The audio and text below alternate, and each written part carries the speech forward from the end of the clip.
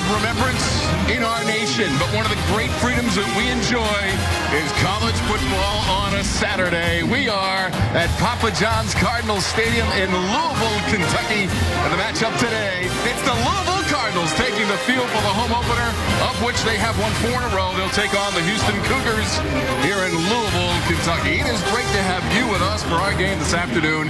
Tom Wormy along with standout Ovi Mahaley. And Ovi, how about this early season schedule for the Cardinals? Had to play Auburn last week, right? Today against Houston, and on Thursday, the Clemson Tigers are coming to town. 3 games in 13 days is tough for any team, especially when those teams are nationally ranked. Clemson. To be a mistake to forget about Houston because they have a coach in Tom Herman, the best coordinator in college football, now coaching Houston, and they have a senior-laden team that can make turnovers. All right, now it's time for our Hardy's Star to Watch. And how about Lamar Jackson, the freshman quarterback for the Cardinals, who performed the game against the Tigers last week? Now, Lamar Jackson took advantage of every opportunity he was given. He's somebody who can make plays with his legs and with his feet. Some of the numbers you're seeing on the screen, this is in just 2.5 quarters. He was a spark of electricity for this team and showed why the athleticism and that vision of his. Yes, and he will get the start today, his first to the Cardinals uniform. And now for more on the quarterback for the Houston Cougars. He's pretty good too, Ovi. Yes. We go down to the sidelines and the third member of our broadcast team, Nikki Noto. Hey, thanks, guys. Well, both of the quarterbacks you'll see in terms of style and ability to make plays. In fact, last week in their season openers, they both hit 100 yards on the ground and in the air. Now, Houston's Greg Ward Jr. may be in his 3rd year, but it's actually his 1st year solely at the QB position. That his new head coach not only believes in his ability to make plays, but his ability to really step up and lead his team in his junior year. And I'll have a little bit more on that story for you guys coming up. Tom? Nikki, thank you. We look forward to your report. The Houston Cougars are in town. The Cougars and their head coach in his 1st year, Tom Herman, the former offensive coordinator for Ohio State, the reigning national champions, and Bobby Petrino, the head coach for the Cards. It's his 6th year. He's 50-14, and that's the most wins in school history. Louisville won the toss and elected to receive. And the Cardinals out past the 20. It is Trevion Samuel on the return for Louisville to get it cranked up on a Saturday. Time for the impact players for Houston and for its offense. The receiver, DeMarcus Ayers, who had 10 catches, a career high last week against Tennessee Tech, and Kenneth Farrell, the running back. DeMarcus Ayers is somebody they went to a lot last week. He went DeMarcus Ayers left, right, jet sweeps and everything. And Farrell is somebody who can pound the ball in between the tackles. Now for the Cards. We'll try to run it wide up close to the 30-yard line. And that's Brandon Radcliffe with his first carry of the game. Here are the Houston Cougar Toyota impact players. Reception machine and William Jackson in that secondary. Adrian McDonald, William Jackson, 2 seniors in this defense that makes this secondary one of the best in the nation. But they have to do better than what they did last week when they made a couple of mental mistakes. Which last year forced 43 turnovers. That was the best in the football bowl subdivision, and they're going to drop Radcliffe for a loss. Number 40. Brandon Radcliffe has got to get going. He's somebody who didn't have as many yards as he wanted to last week. They have to show they can run the ball to make sure Lamar Jackson can throw it efficiently. Roberts, the senior, on the tackle. So now for the Cardinals, we'll look to the sideline for the instruction of the play call. Opening moments. Jackson pressured, gets away for the moment, and then he's dragged down inside the 10. And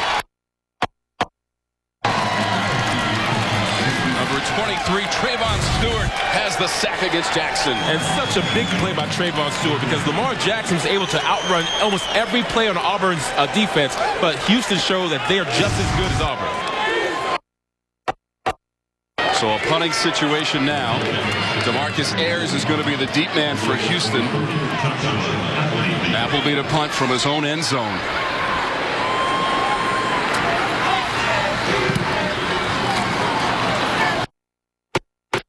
Calls for the fair catch at his own 48-yard line and makes it successfully. Cardinals this season are 1-0 with their win against Tennessee Tech last week, 52-24. Here are the impact players having a career day last week, and Kenneth Farrell, who will run that football for the Houston Cougars. Kenneth Farrell is somebody who gets stronger as the game goes along. The second half of the season last year, he had more yards than the first. He's somebody who's very fast, compact, turn a 2-yard gain into a 4, a forward. There's Greg Ward Jr., the quarterback, 5'11", 185 pounds, and he's from Tyler, Texas. He has gone back and forth between the quarterback position, wide receiver, and punt return, but he is the quarterback to start 2015. Had a great game last towards midfield. That's Kenneth Farrell, and there's not a lot there. Sheldon Rankins on the tackle. We take a look at the Toyota impact players for the Cards, and there's Rankins and his teammate, the linebacker James Burgess. And Sheldon Rankins is a big defensive lineman, plays all through. Athletic, intelligent linebacker who's one of the heart and soul of his team. So that run by Farrell there is going to make it 3rd and short. And look at Houston. They are moving this thing quickly. It is 3rd and short. Receivers to the bottom of the screen. They go right up the middle and get the first down with Farrell.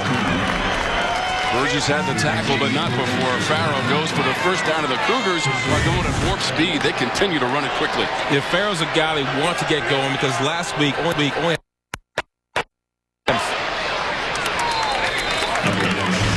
inside the 35, we run by Ward.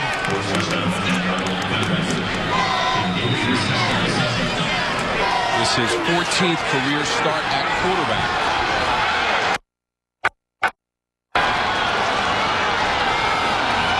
Swings it wide. Ayers to the 29-yard line. You're going to see Ayers target a lot this game because he's somebody who wants to get going. The head coach said Ayers will get so he can get the ball. 3rd down and short again. Ward going towards the end zone, and it's a touchdown for Houston. On the grab. On 3rd and short, they go to the air, and the Cougars strike first. What a statement by both sides of this offense and defense. 3 yards and out, 3 plays and out, then marching down the field and getting a touchdown. Greg Ward Jr. showed that even though he was a wide receiver, accuracy.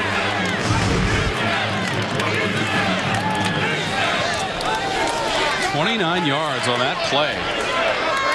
And now Kyle Bullard for the extra point for the Houston Cougars.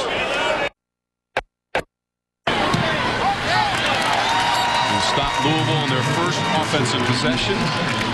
And now they put it in the end zone on the catch by Stephen Dunbar. His first TD of the season. Did not have a TD grab last year, but that was a perfect ball by Greg Ward. And this crowd here in Louisville just a little bit stunned as Ward and Dunbar connect for the points for the Cougars. Stephen Dunbar on the business end of that pass from Ward to make it 7-0 Houston. They go 6 plays, 51 yards. Just a minute and 33 seconds, and the Cougars are jacked up and ready to play the Louisville Cardinals. And they should be. A lot of people thought this was a game they could not win.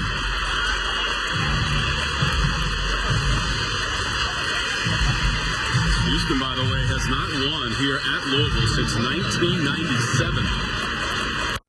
When the series came back in 2002.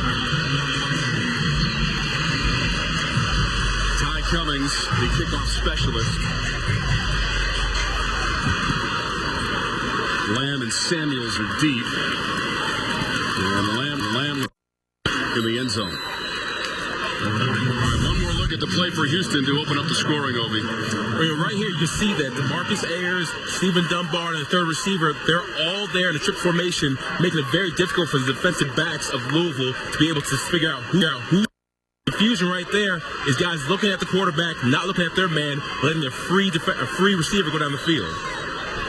Second TD pass of the season for Greg Ward Jr. It was just perfect. Incredible touch. From the 25, 1st and 10 for this season after the loss last week against number 6 Auburn, 31-24 at the Georgia Dome. Over the middle and a wide open receiver up towards the 45. Mickey Crum, 83, the tight end. Mickey Crum, another part of that freshman group. There are so many freshmen out here that are playing because of necessity, and Crum's somebody who's stepping up to the challenge, playing the tight end for them. Yeah, red shirt freshman making the grab all the way up to the 45. Yards on the pickup and pass play. Radcliffe trying to gain midfield and drag down. Khalil Williams, number 2 in white and red, had the tackle for the Houston Cougars.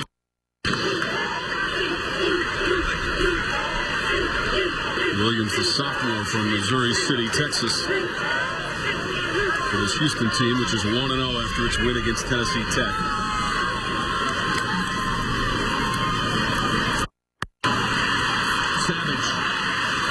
Should have enough for a first down and move those chains for the Cardinals. Great play calling by Louisville because you have to get some confidence back to Lamar Jackson. The first 3 out, the first series didn't go well. Short passes, hit the balls, and let them do what they do.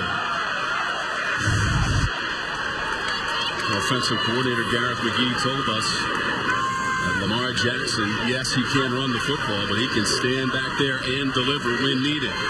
Waits, throws, and connects. Monty Spence on the catch, number 81. He's another freshman in that lineup for the Cardinals, and they'll move it quickly.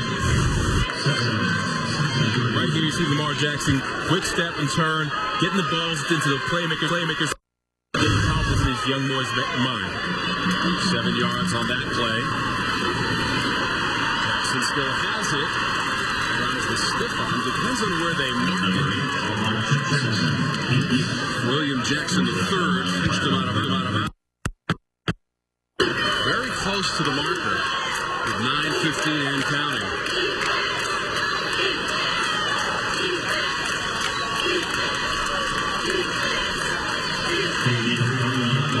That is a first down. They're moving those chains. First down.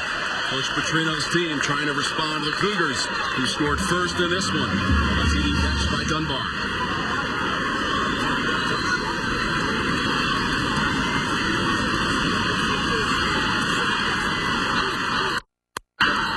And now we get whistles. That play clock was running down for the Cardinals. So they take a timeout with 8:52 to go in the first.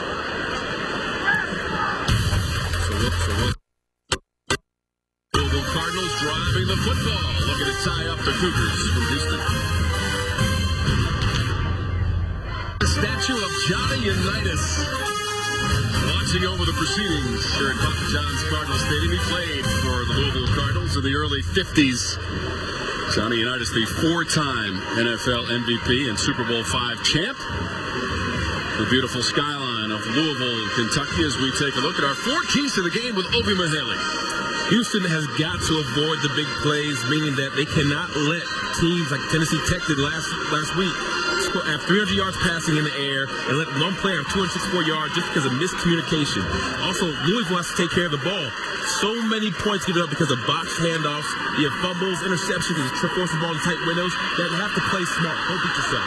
Jackson escapes the pressure.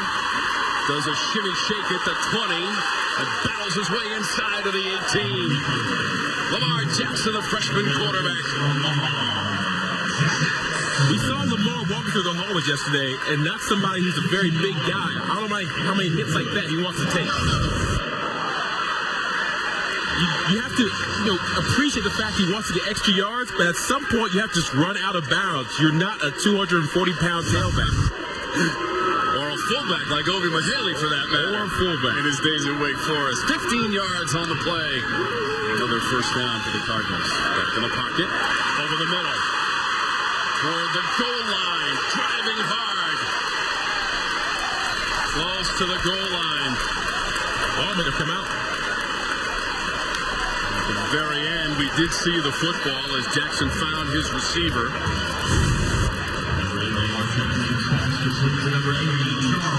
Simple route here. Simple cross route. Another easy pass for Lamar Jackson. Get the ball to your playmakers. You have to hold on to the ball when you get close to the end zone. Stanberry made the catch, number 80, the sophomore. This is Radcliffe. Stumbles at the one, lunging, but will not get to the end zone on that effort. Stephen Taylor had the tackle, number 41. Offensive lines get more push. You can't let guys get through the gaps. Radcliffe did everything he can do. When you get hit in the backfield, all you can do is try to fall forward like he did. Second and goal. Radcliffe. No, Jackson kept it. And he scores the first TD for the Louisville Cardinals. One thing I've noticed about Lamar Jackson is that he is not afraid of contact. No matter how small he is, he will go head first, shoulders down into any defender. As you watch right here, great play fake, even fooled Tom. Only for a second. So good at making people miss. Lamar Jackson, who ran for 106 yards last week, the first true freshman to ever do that in the Louisville Cardinal uniform. His second rushing touchdown of the season. And Bobby Petrino's team is an extra point away from tying this football game with 7:19 to go in the first. This will be John Wallace for the extra point.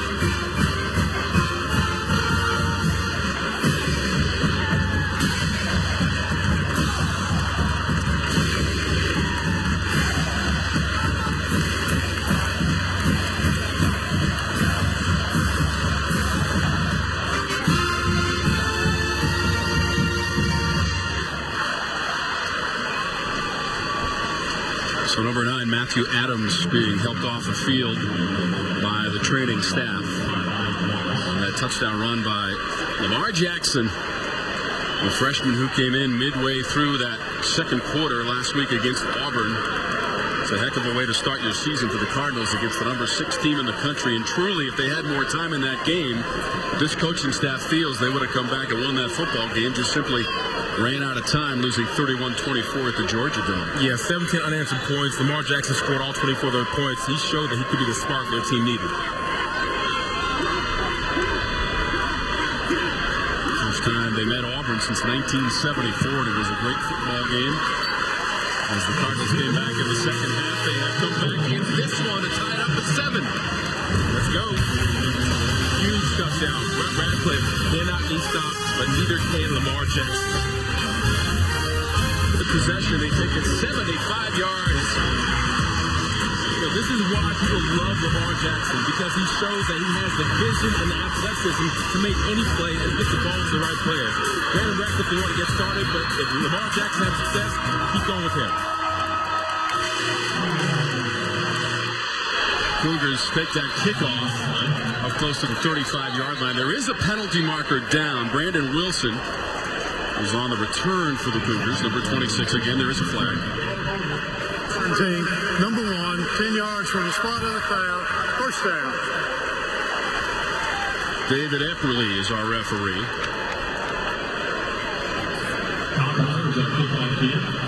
Garrett Davis on the infraction for Houston. Coach Petrino in his career 2-0 against the Cougars. Again, the first year for Tom Herman, coming from Ohio State. Spent the last 3 years as the offensive coordinator there. Greg Ward Jr. and the Houston Cougars.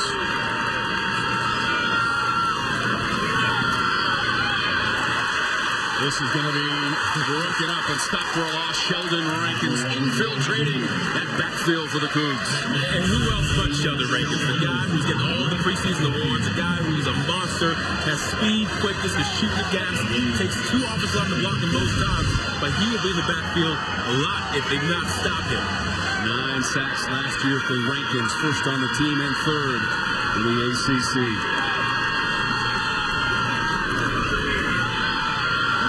Right up the middle to the second level and out to the 30. That's Kenneth Farrell. Kenneth Farrell runs angry when he gets the ball. They opened up beautiful right here. His offensive line did a great job, but they're going to need to. They didn't play as well as they want to against Tennessee Tech, only getting 71 yards between tackles. This is a game they have to do better. Colton Freeman had the block to spring Farrell, and now Greg Ward Jr. keeps it and goes to his bench. A flag comes out. We could see some late contact against the Cards. Got to play smart. Can't let your emotions get you. Chucky Williams is number 22 for Louisville. That's late for the official word.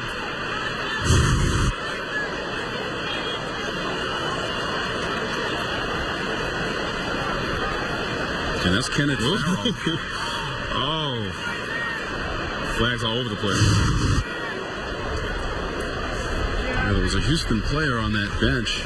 After the play, unsportsmanlike. On the defense, number 22, 15-yard penalty, automatic first down. Nomelius Frugier was the player who came over and made contact with Williams, but the flag goes against the Cardinals and an automatic first down. Like your mom always says, it's the guy who gets pushes second.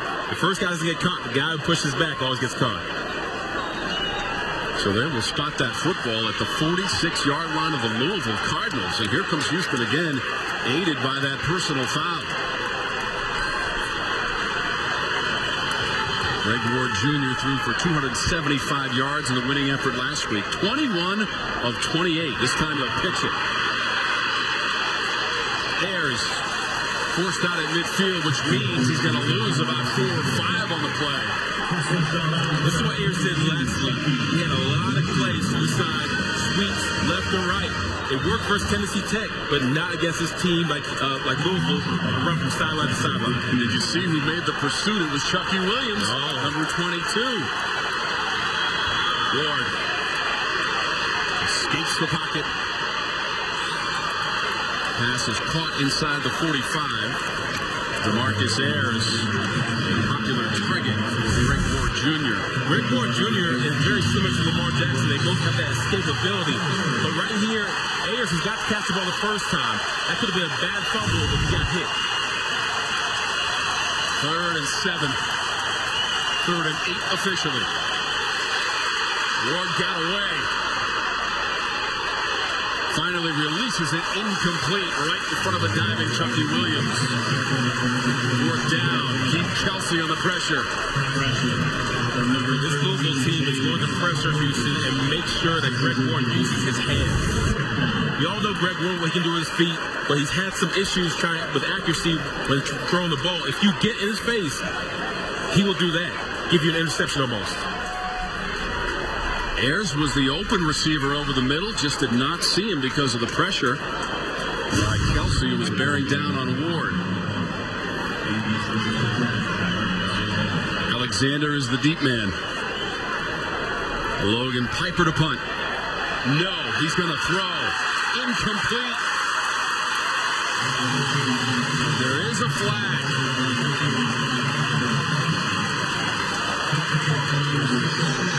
Jack Wiggins came up to break it up for Louisville, but again, there is a penalty marker on the field.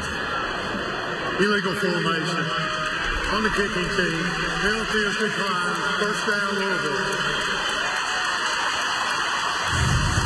Now, this was quite a chance of taking, not punting the ball, because you know how potent that Louisville offense can be. But I appreciate the fact that he's trying to go for it right now. I would have waited until the 3rd, 4th quarter to try and fake punts. Cougars are going to have to throw some wrinkles that the Cardinals haven't won here in Louisville since 1997. Lamar Jackson on that last drive, he was 4 of 4 for 52 yards and led them to the end zone. In fact, he took it in on the keeper. Lamar Jackson is somebody that continues to amaze. Everyone thinks he's the future of Louisville, but he has to show that he can win game after game. Going deep. Double coverage on the receiver.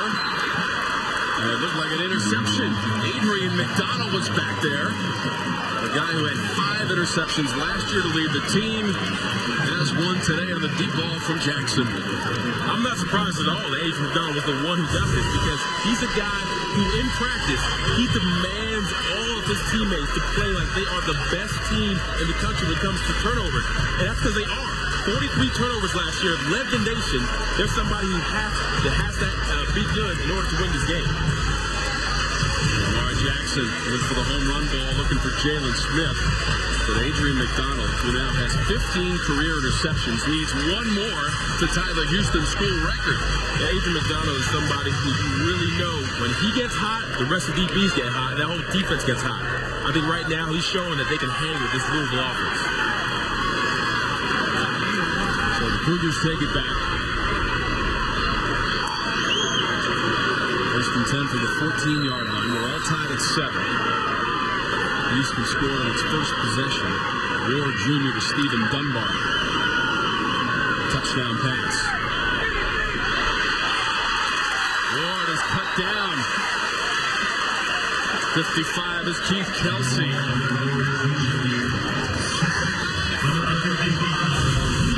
Kelsey is so good at seeing options and seeing plays before they happen. They call him the captain, the leader of this defense. He's smart, brings energy to the game. He shows you right there that he has the speed to track down even the fastest quarterback. And he is pretty strong, too. He was sliding to the turf, stuck out his arm, and cut down the quarterback. Absolutely. Kelsey on the sack. 2nd and 15.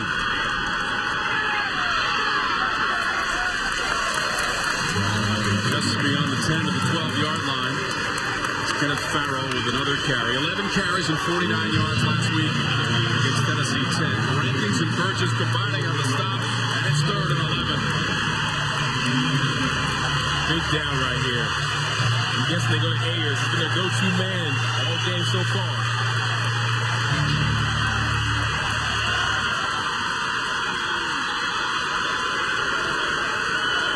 Working out of that shotgun for Ward. Quick pass. Well, shy of the first down. Sheldon Rankins gobbling up the ball carrier. He says no, not this time on 3rd down. What you love about Sheldon Rankins, he can play 1st down, 2nd down, and 3rd down. And he's nimble enough to be able to cover receivers on screens and bubble passes.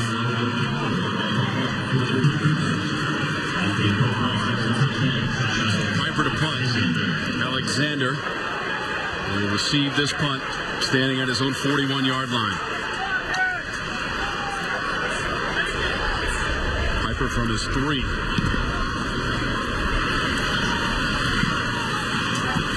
Alexander trying to get away from it. Got tangled up.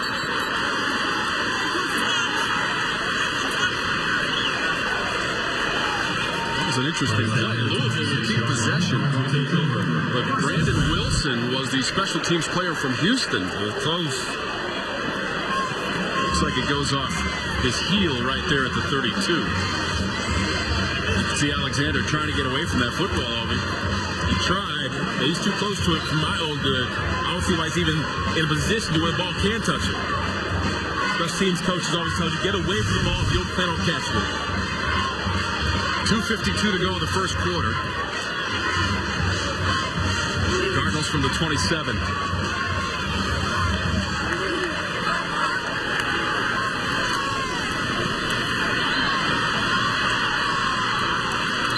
Out to the 28 now.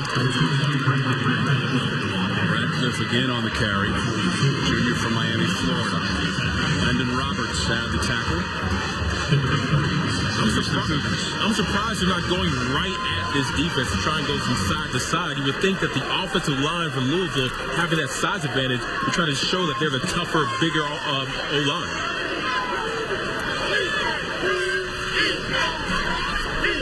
Cardinals had 405 yards of total offense against Auburn. There's a miscommunication. Jaquay Savage was headed down the field. Jackson threw it behind him, incomplete. Quickly third down now. All that miscommunication could have been because they brought pressure. Something this defense has been doing all day. Hot Orlando brings pressure with every single player. Quarterbacks, linebackers, defensive linemen, they're always going to twist and find some way to affect the quarterback.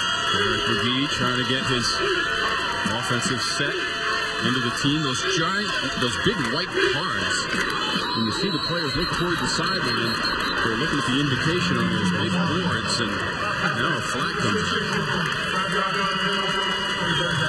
Hewley, number 61. The movement on the line for Louisville. And that didn't look good from the start. So now, 3rd and 13 after the flag with 2:13 to go in the first. And that pressure's coming in some way. Cardinals looking for their first conversion on 3rd down. Jackson has to retreat. Gets it away. Up near midfield and incomplete. Jaquay Savage was the Louisville receiver in the vicinity. The Houston Cougars are almost daring Lamar Jackson to throw the ball. Everyone talks about how you haven't seen Lamar Jackson throw yet. He's a guy who can throw as well as he can pass. But when he scrambles, you like his escapability, but he also puts the ball in situations to where it can get intercepted. And they love that. Again, leading the nation in turnovers last year. You saw Lee Hightower, number 18, drop Jaquay Savage. So he had to pay the price for that overthrown ball.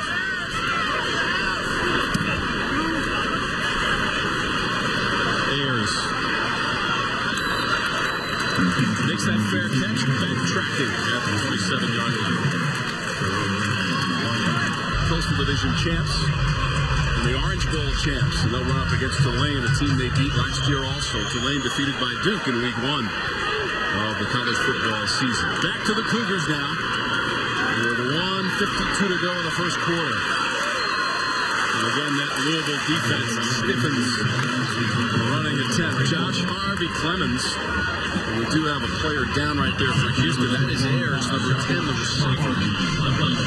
So DeMarcus Ayers sitting close to the Louisville sideline. Shaken up.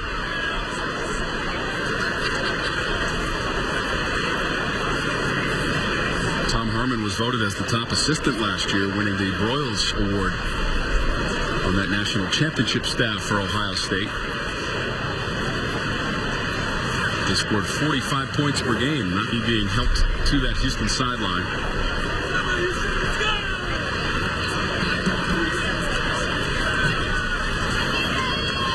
It'd be a huge blow if DeMarcus Ayers can't go, because he's the guy they've been targeting all day this game as well as last week.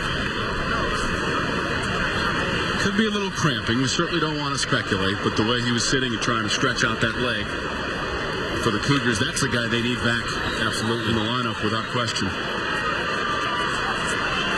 Stephen Dunbar has the TD catch to represent the 7 points thus far for the Houston Cougars with 1:39 to go in the first quarter. This is the 16th all-time meeting between the teams. Ward Jr. taken off. Trying to bounce outside the 30, but Sheldon Rankin's number 98 is there to make the initial contact. 13.5 tackles for loss last year. First on the team. Sheldon Rankins doesn't just do his job, he does other people's jobs as well. Gets off the block, is able to reach and lunge and grab a nifty quarterback. Here is 3rd and 6, and this is going to be first down yardage for the Cougars. Out towards the 45-yard line. Kyle Postma had the catch and first down.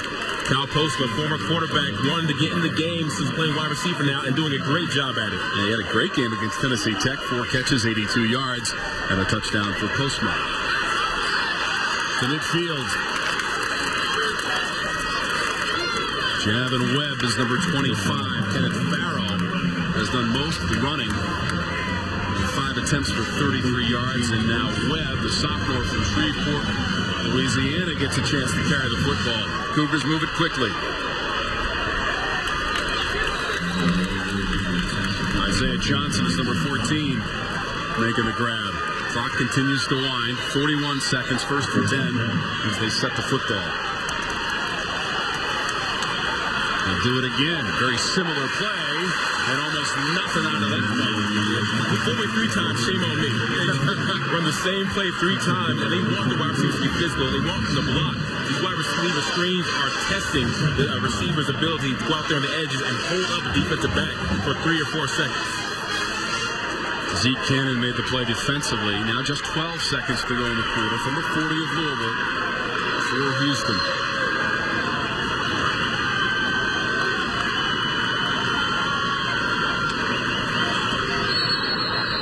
Whistle before the snap. And that is the indication for the end of the quarter.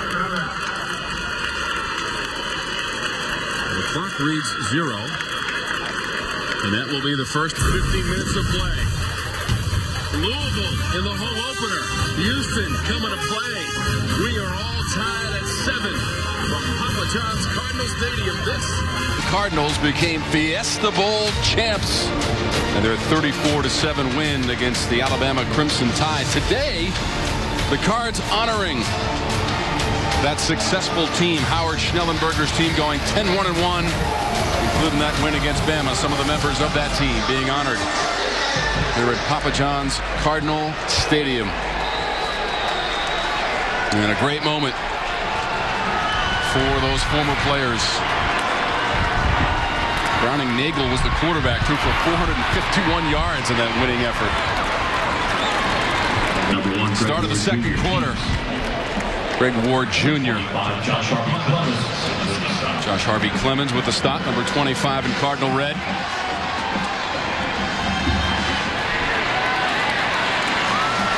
Down close to the 30. Keith Kelsey had the tackle over Ward Jr. Let's take a look at our Quicken Loans game summary, the numbers from the first quarter, Ovi. The Houston Cougars, what's most impressive to me, 44 rushing yards versus a team that is a lot bigger in size, defensive line, and a lot better than Tennessee Tech, where they struggled at. Louisville was 10th best in the nation last year in rushing defense, allowing just 110 yards per game to the opposition.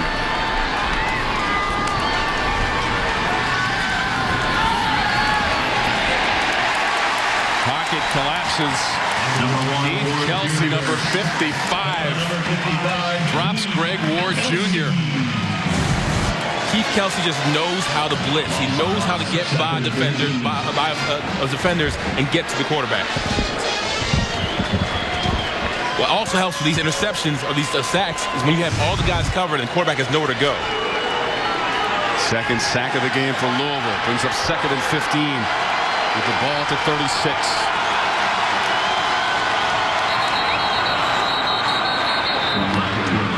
There is a flag on the play. Offside. Defense. Number 6. 5-yard penalty. Second down. Penalty against Shaq Wiggins, number 6. Coach Petrino wants an explanation on that Louisville sideline. His 12th year all-time, 92-35. He beat this Houston team back in 03 and 04, his first 2 years as the head coach of the Louisville Cardinals in his first stint. Try to run it up the middle, close to the 25-yard line with Ryan Jackson. Ryan Jackson, the lightning part of this Thunder Lightning duo they have with Farrell and Jackson. But I love the motioning, how they remove wide receivers out on the edge to make the inside of that defense a little bit lighter. 3rd and 4. Ayers took the direct snap. Or Ward Jr. rather. Now there is a flag on the play. Offense. Number 63. 10-yard penalty. 3rd down.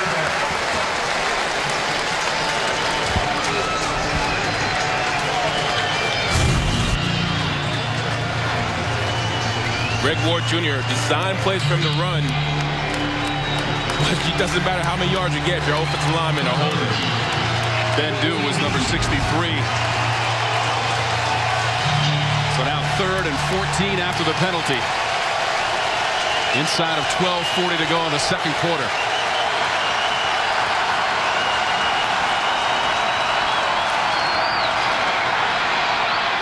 Complete. It's DeMarcus Ayers for for Houston. Good to see him back into the game. Had to leave moments ago. Give it to the offensive line, giving Greg Ward Jr. enough time to throw. Quick three-step drop. Get the ball into your playmaker's hands. 4th and 3. Houston had set up to go for it. Now it appears they'll call a timeout. Houston. Their first timeout. 30 seconds. So with 12:10 to go, Cougars on 4th down have taken a timeout. Cougars came out flying on their first possession. Greg Ward Jr. to Stephen Dunbar, his first TD catch of the season, second TD toss of the year, and then Lamar Jackson from close range. He'll take it into the end zone for his second rushing touchdown of the season. And that's where we stand here in the second period, 4th and 3. When Houston scored first, you could hear a pin drop in this stadium. People were worried because, like I said, Houston is in between Auburn and Clemson, and maybe some of their fans, if not some of their players, look past Houston a little bit. But Tom Herman coach team, he's brought in the physicality they had in Ohio State. He's brought in that grind that make you feel a little bit uncomfortable in order to get results type of attitude to this team. So they're never going to feel like they're out of any game. So this is Kyle Bullard in for a 41-yard field goal.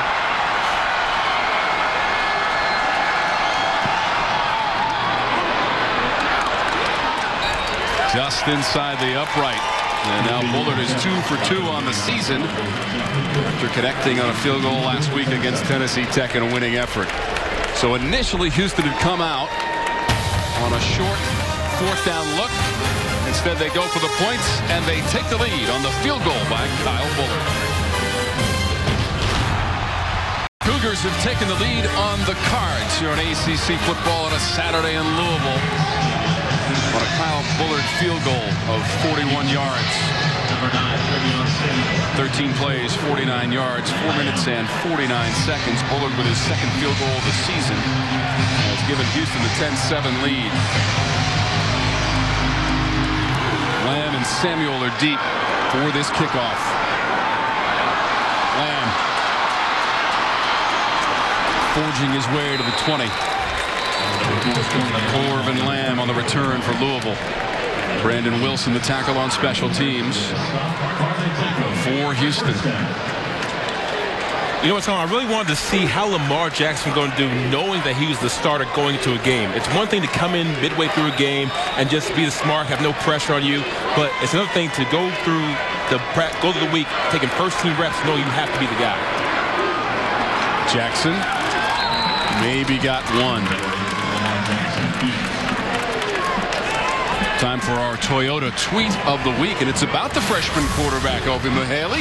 There it is from That Boy's Good.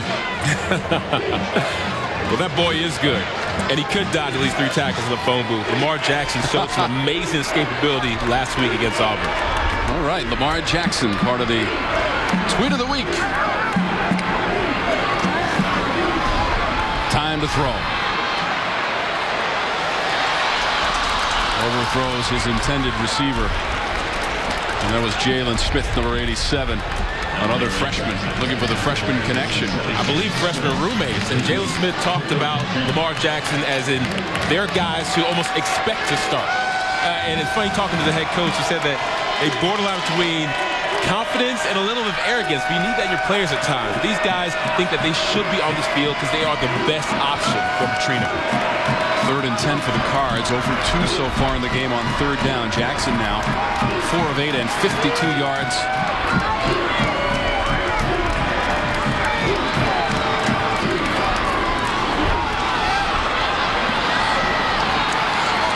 Jackson up close to the 30. Needed to get to the 31 and a half.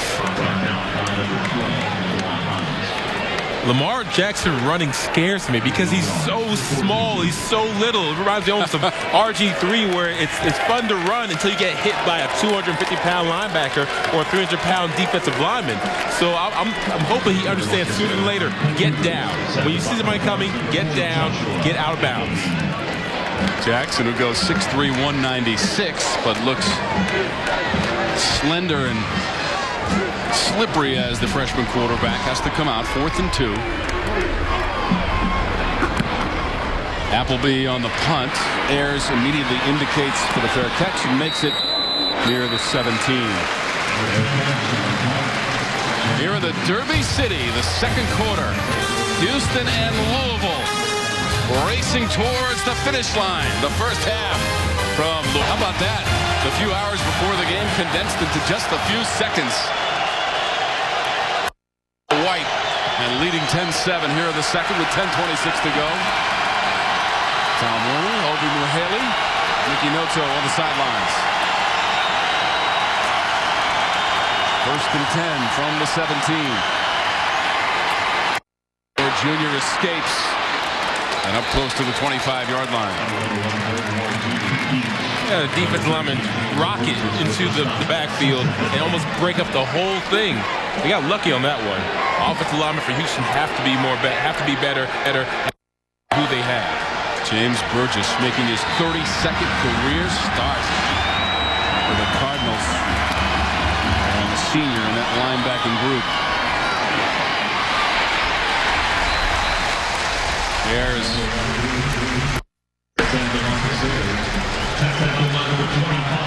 Harvey Clemens, number 25, had a couple of interceptions last week against Auburn. And now 3rd and 3. Josh Harvey Clemens is going to win any battle when it comes to strength. 6'5", 5'2". A big man who's not afraid of contact. Also had 14 tackles last week to lead the team. This is Ward Jr. First down and more out of beyond the 35-yard line. Maybe it's just a college game, but neither of these running quarterbacks care about. Greg Ward Jr. doesn't care if a defensive back's in front of him. He's not sliding at all. First down for the Cougars from the 39 after the big pickup from Ward Jr. 15 yards on that carry. That one is incomplete. Chance Allen made 3 catches last week. There's what Ward Jr.'s been able to do so far. Very effective. He's got that TD pass to Stephen Dunbar. Todd Grantham talked Greg Ward Jr. Defensive ends or the linebackers on the outside, they have to rush, but rush with purpose. Don't go all the way up the field because you'll get beat underneath every single time. 10 completions on 12 attempts so far for Ward Jr. Gives this big stick at the 40. Chucky Williams. DeMarcus Ayers took the brunt of the hit. Chucky Williams not afraid to lay a hit. DeMarcus Ayers, you have to decide left or right. You can't pat your feet and stay in one position. That happens. Chucky Williams all up in his grill for the stop for the Cards. And it's 3rd and 8. Yeah.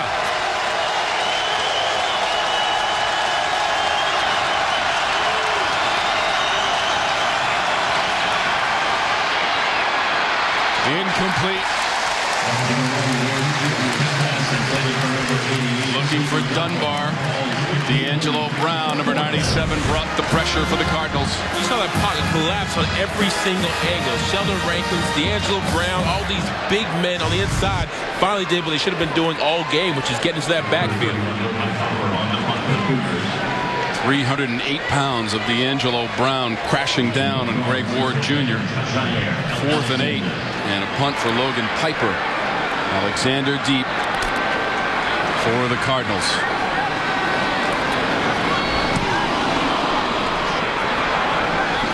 From the 20, and he gets slammed down, and a flag comes out.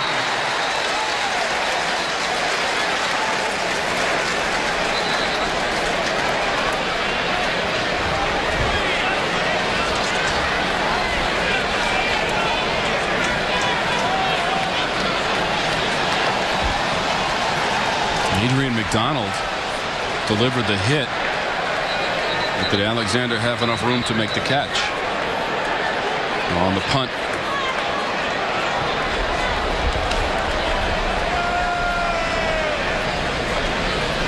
And the referee again is David Epperly. We'll have a conversation with a couple members of his crew. Personal foul. Targeting on the kicking team, number 6. 15-yard penalty. After the play, unsportsmanlike conduct on the Houston bench, 15-yard penalty. From the end of that, the previous play is under further review.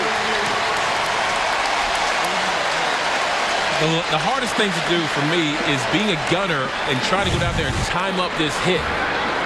Very difficult, but you cannot hit someone in the head and put your team at disadvantage.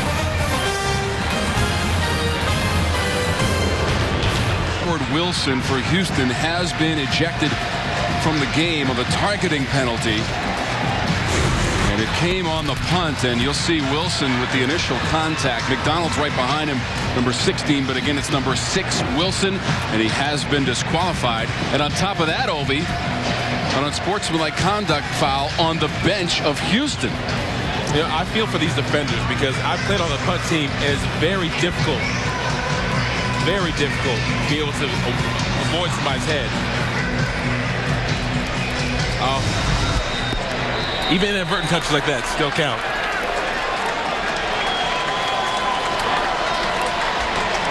So because of the contact with the official, the flag comes out. 8:14 to go. 1st and 10 for Louisville. That ball's on the turf. Jeremy Smith took the handoff but never had control, and it's Houston football. What a turn of events.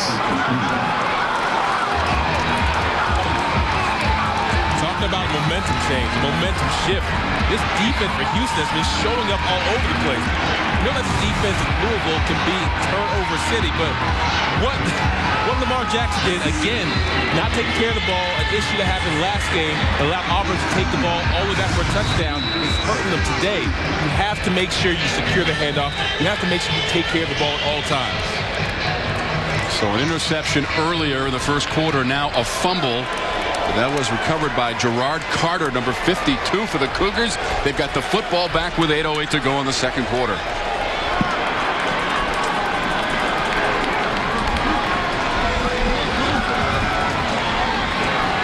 The pitch. Farrell put the shoulder down and got to the 37-yard line. Kenneth Farrell, this Houston defense, some of the numbers that they have posted over the last couple of seasons, simply staggering. 43 forced turnovers. 2013, they had 30 last year. They have been incredible. As Farrell getting shoved back. They've got the interception of the fumble recovery. One pick last week against Tennessee Tech.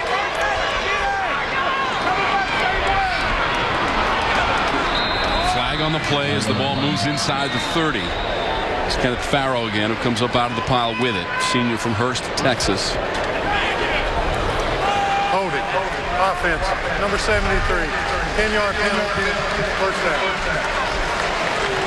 That's a big set of Colton Freeman, and he's struggling because he has some big guys on top of him. With D'Angelo Brown, Sheldon Rankins, Pio Vatube.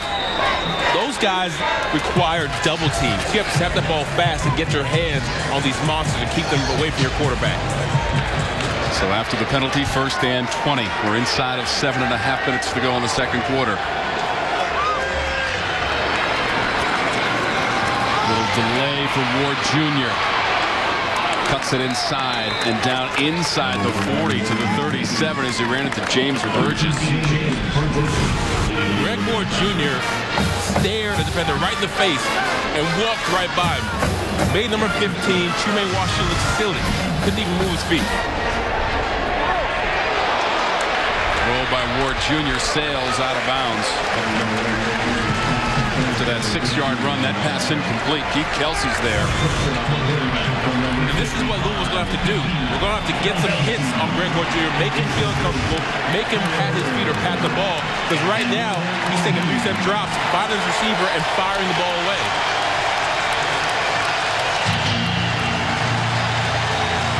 Third and 14 for Houston.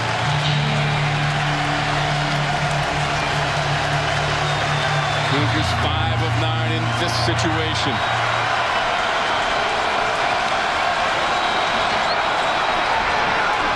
Quick pass with his heirs trying to turn that corner. Forced out of bounds at the 31-yard line. When Tom Herman came into Houston, he challenged offense and defense to be more physical. They had drills, 6-on-6 Oklahoma drills where you had to be physical. And receivers had to block. That was a key thing he emphasized. And you see this right here. Receivers are blocking, and they're going outside time and time again to wide receiver screens because they trust their receivers blocking. 48-yard field goal attempt for Kyle Bullard, who's already connected from 41 yards away from Houston.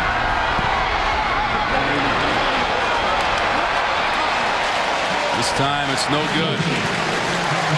His first miss of the season. Keeps that score at 10-7. Timeout on the field. Bullard can't connect. Cougars just missed a field goal, but they're still on top 10-7 here at Papa John's Cardinal Stadium. And speaking of the stadium, Louisville announced just last week their plans to expand and enclose the stadium. That's right, they're enclosing this end zone right behind me. I know it looks near to impossible and confusing, but I promise there's a plan in work. It's going to cost $55 million. They're adding 10,000 new seats, which will allow 65,000 screaming Cardinal fans to come to Papa John's Cardinal Stadium. Nikki, thank you. 10,000 more seats in that end zone above the Howard Schnellenberger football complex. As the tradition of Louisville football continues to grow, and now 10,000 more folks can watch the games on Saturdays. That's where the team comes out prior to the start of the game. 97th season of football here in Louisville. Jalen Smith up near the 40. Just a couple of yards short of the first down marker. Great decision by Lamar Jackson.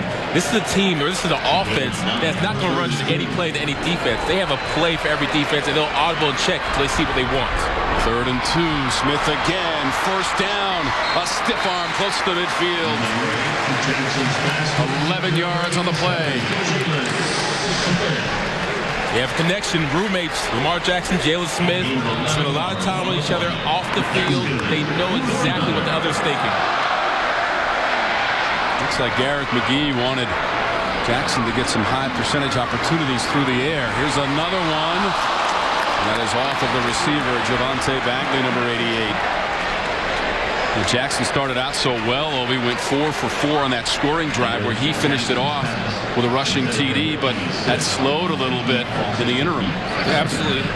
Jackson's still a true freshman. He's going to make true freshman mistakes. There's been a lot of comparisons, which we'll talk about later, to Teddy Bridgewater, but I say don't put those comparisons on this young man just yet.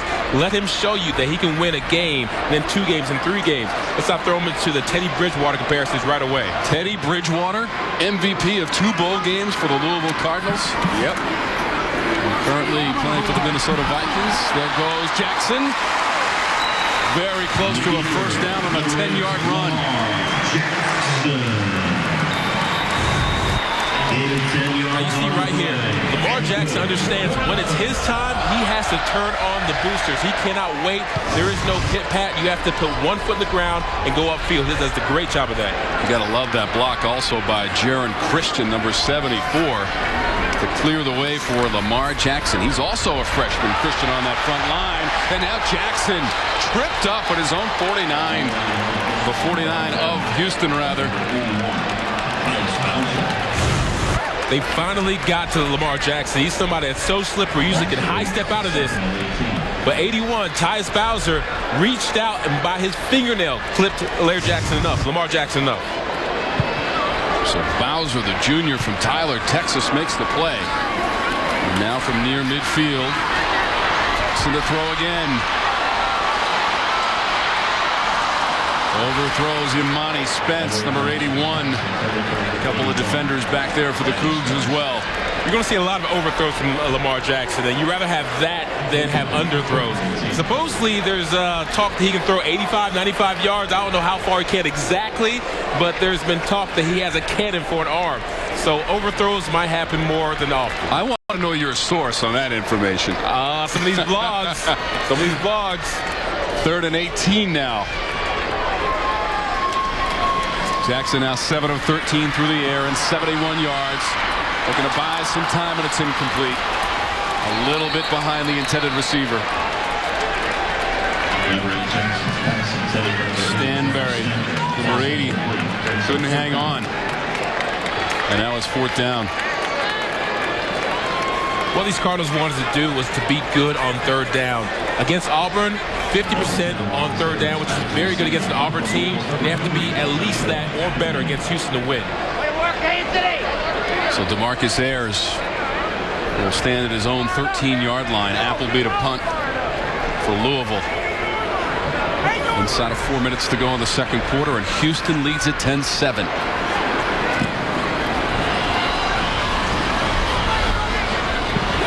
Bounces at the 15. Cardinal bounce to the 6. Fine punt from Appleby.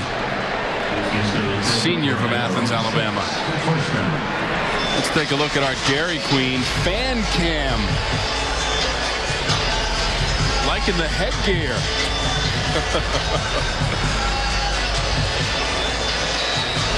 Well, that's a bad hair day.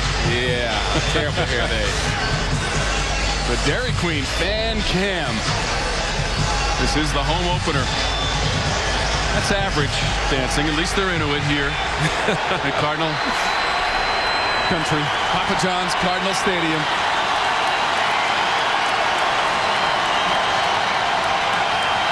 Play clock winding down on the Cougars. Just barely got it away. If they did, there are whistles.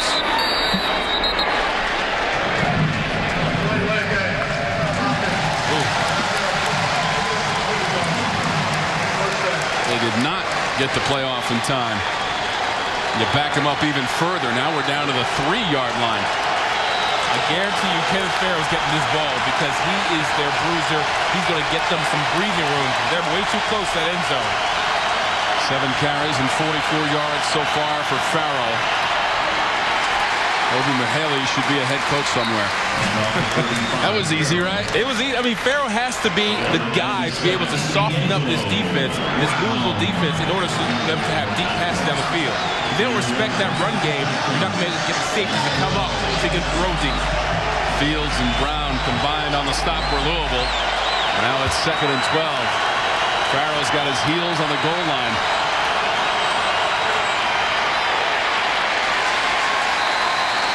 Fields with another tackle for Louisville. That was Ayers on the carry. Now I'm just waiting for Fields to really break out. He showed you a little bit of how good he actually is, but he was a defensive player of the year in the Big 12 when he was at TCU. This is a guy who can do everything excellently. Rush the pass, stop the run. He's very fast, very big. Fields is somebody who's going to show you more of who he is as this game goes along. 3rd and 10. Keith Kelsey on the stop. Chance Allen made the catch. Not a lot of daylight there. 2:34 to go in the second, and Houston's got a punt. Timeout. Now, I know Major Applewhite is using the Ohio State playbook, but if you keep on running wide receiver screens, this Louisville defense is going to see the signs of that and be able to pick out the plays before you run it. So they're going to have to change it up because wide receiver screens to Ayers, to Chance Allen, that's all they've been doing. That's been the majority of their offense. It's been working at times, but at some point, you have to change it up. That is Todd Grantham, the second-year defensive coordinator. Coming over from Georgia after 4 years there with NFL experience also on Bobby Petrino's staff. Louisville did call the timeout with 2:34 to go in the second. New Wallace Wade Stadium making its debut after Duke beat Tulane last week. Short punt. At the 40. Tripped up at the 20. Alexander. And Piper had to make the TD saving tackle. It's a battle of field position, Tom. And if you can't have your punter or your punting game help you, not hurt you, this is going to happen. Line drive punt, easy return, and a game tackling save.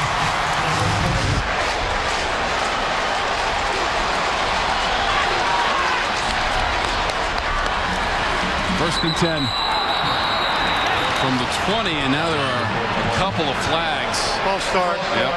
Offense. Number 27. L.J. Scott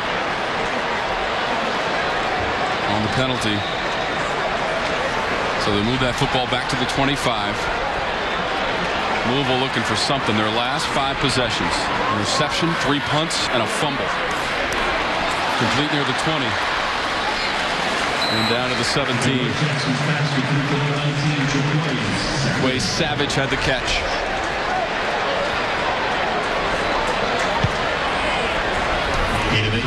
8 yards on the pickup. 8 of 15 for 79 yards through the air for Jackson. That pocket collapsing. He spins away. Wow. Saying this kid is athletic doesn't really describe it. When you have people draping on you, when you have linemen, defensive linemen draping on you, you're able to get away. That just shows that you can extend plays where other quarterbacks can't. Absolutely amazing. Got away from Bowser, but Thurman came in for the tackle for Houston. Down near the 6. Complete. 87, Jalen Smith.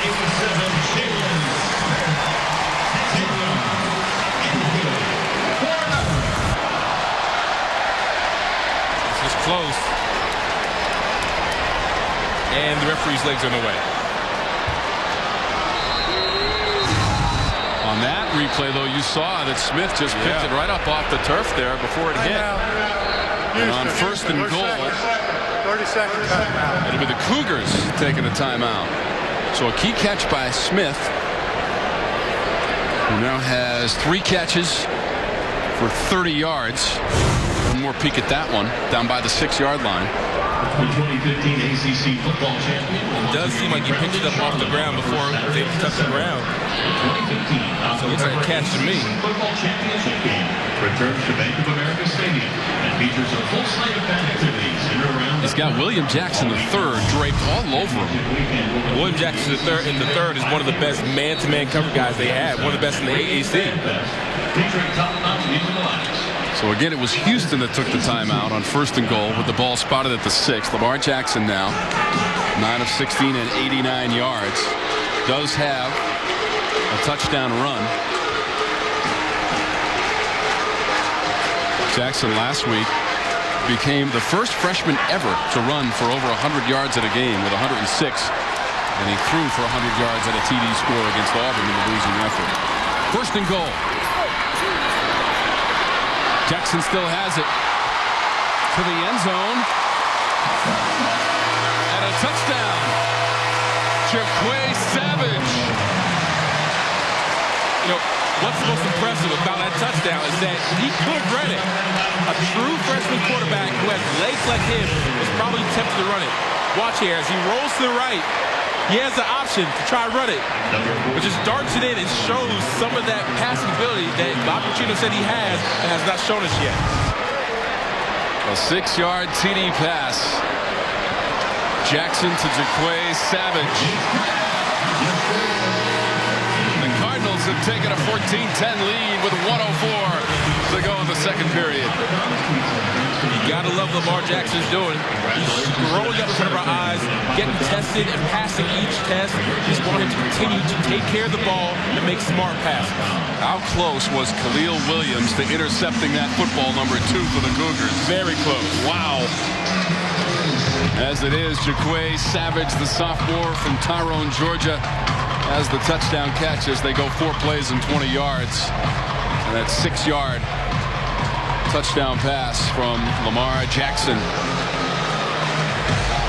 And for Jackson, his second TD pass of the season. And that is what the Cardinals needed. They had the great return by Alexander down to the 20. And despite the false start penalty that moved them back to the 25, they're able to take it into the end zone.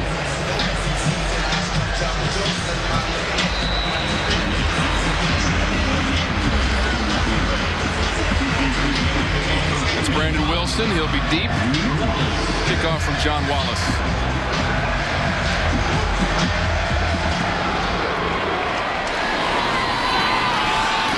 Wilson a yard deep.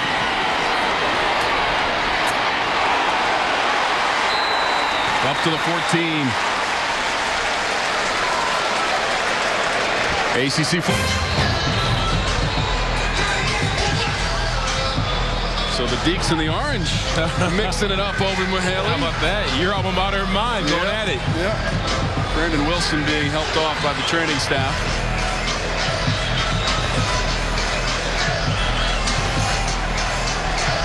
It's the drive here with the offensive linemen of Houston have to show what they're about. There's no pressure is absolutely coming. Final minute of the second quarter. That's complete across the 20 and up beyond the 25-yard line. Linnell Bonner is number 15. Zeke Cannon, number 24. For Louisville on the stop. Linnell Bonner needs to get out of bounds. 49 seconds left in the half. First catch of the game for Bonner. Ward Jr. wobbles one to that Houston sideline. Incomplete, looking for Bonner again. Stepping up was Cannon. 42 seconds now to go in the second quarter. Getting some sort of points before the half would be huge for Houston, just for their momentum and for their confidence, because they've been hanging, not hanging, they've been winning this game for the majority of the game.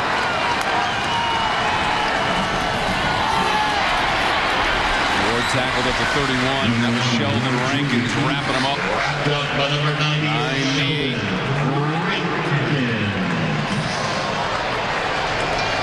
Just 2 yards on the play now. 3rd and 8.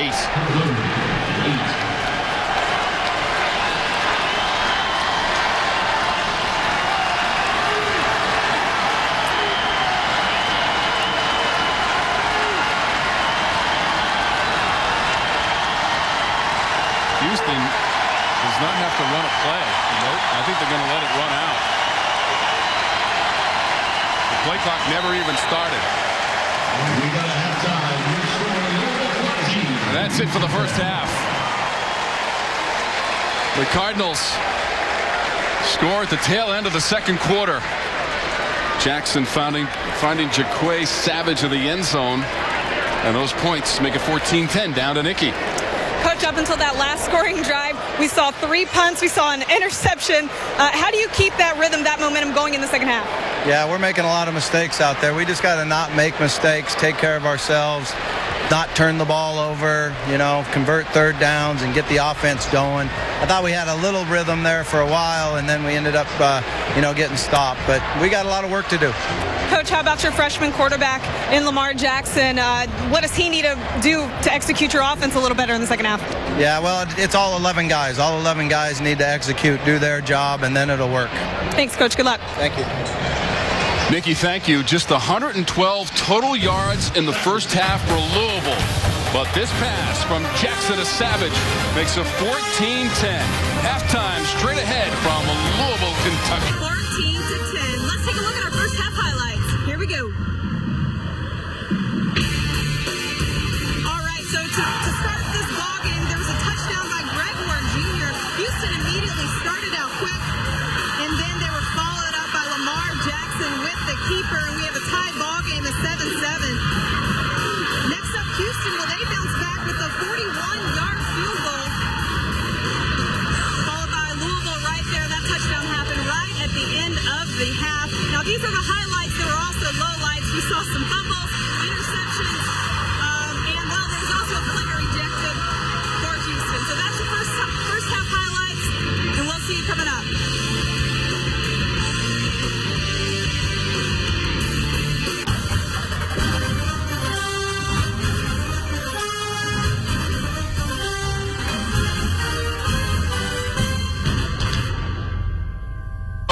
Catching up with the head coach of the Houston Cougars, Tom Herman. All right, right, Coach, we witnessed some missed opportunities on the offensive side of the ball. How do you capitalize on those moments and turn them into points? Well, we're playing a really good defense. One of the top 10 defenses in the country last year, and they're showing why they played Auburn so well. We've got to stay within ourselves. I told the offense, we've just got to strain a little bit harder. We're plenty good enough. We've just got to strain, and keep drives alive. Coach, your defense, they really did make some big stops out there, but you're going out there in the second half without Howard Wilson. How will that affect your defense this half? Well, it'll affect us because Howard's our third corner in, and so those corners are going to have to play a heck of a game right now because we've got no backups right now, and it's a shame he got kicked out, but I was proud of him the way he handled it. All right, Coach, thanks for your time. Thank you. Guys? Nikki, thank you. We're set for the second half kickoff. What the Cougars were able to do. You see they scored right out of the box on the touchdown pass from Greg Ward Jr. So Houston fielding that opening kickoff. Went up near the 20. Brandon Wilson.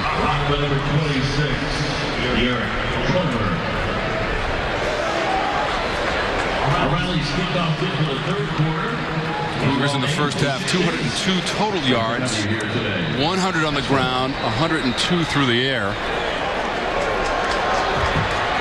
As Greg Ward Jr. leads them out, there are his numbers for the first half.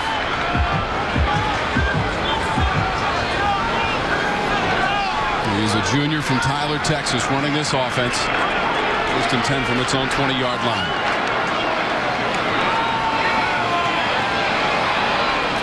Try to work the ground game on first down with Kenneth Farrow.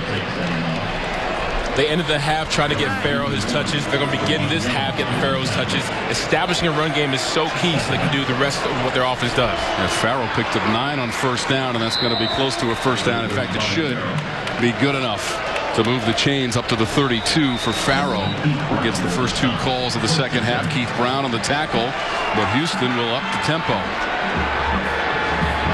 Saw mix-up speeds in the first half. Quick toss, Johnson. And up to the 44-yard line.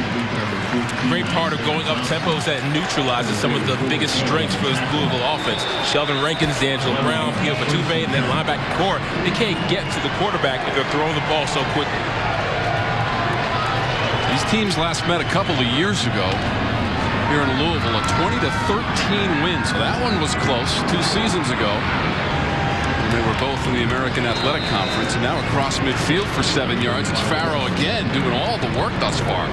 Up-tempo offense, 5 wide receivers doesn't mean you can't run the ball. Farrow's seeing that open end, open middle of that field, and hitting it. Second and short. And near the 45. And again, that should be enough for a first down to move those chains. Farrell's getting work out there. Yep, that's a first down, Ovi.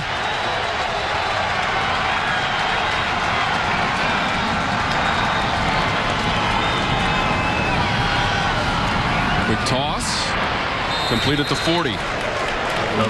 But when we talked to Major Applewhite, their offensive coordinator, he said that getting Farrow and Ryan Jackson their touches wasn't really a concern for him. He just wanted to find the best way to advance the ball. But right now, it looks like Farrow's a big part of this offense again. Running game, some short passes. That one to Dunbar for 5 yards. Here's second down. This is going to be a deep pass. And too far for the intended receiver. That's going to be Ayers, DeMarcus Ayers.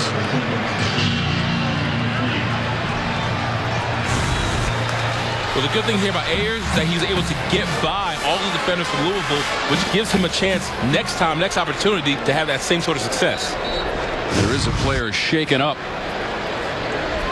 for the Cardinals. That's number 91, Trayvon Young,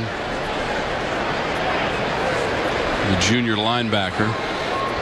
So we'll have to wait on this 3rd and 5 attempt for Houston. Again, it's 91 Young for Louisville. Watch the left side of your screen for the injury. Seems like he just kind of spins out. Trying to get low underneath that offensive lineman. Yeah, that's Cooper, the offensive lineman for Houston. Keith Brown came in with the contact from Greg Ward Jr. after the release. And Cooper, one of their best offensive linemen, able to move his feet and stay with even the fastest D lineman. Started out as a high school basketball player, played a little D-line, then switched to O-line. Well, injuries have certainly been a story of the ACC. Terrell Hunt for Syracuse, a torn Achilles and out for the season. And Syracuse and Wake playing this afternoon. Wake with a 4-point lead. Michael Brewer, collarbone injury. Mike Williams, the receiver for Clemson. They're coming here on Thursday. He's out for the season. And James Conner, the player of the year in the ACC a season ago, set the record for touchdown rushes. Torn MCL, and Conner lost for the year. Good news is Trayvon Young up and walking around that Louisville sideline. And we have 3rd and 5, just over 13 minutes to play in the third. See pressure.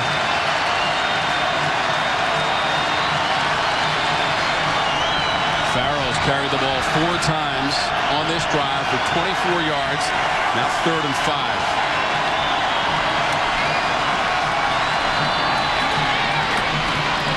Up the middle and close to a first down. This time it's Javin Webb.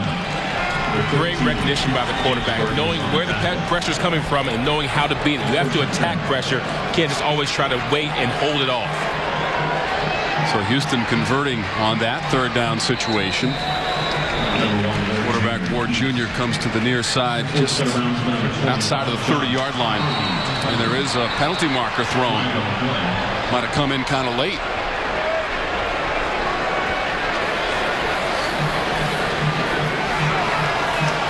David Epperly saying it's an unsportsmanlike conduct against Louisville and Shaq Wiggins.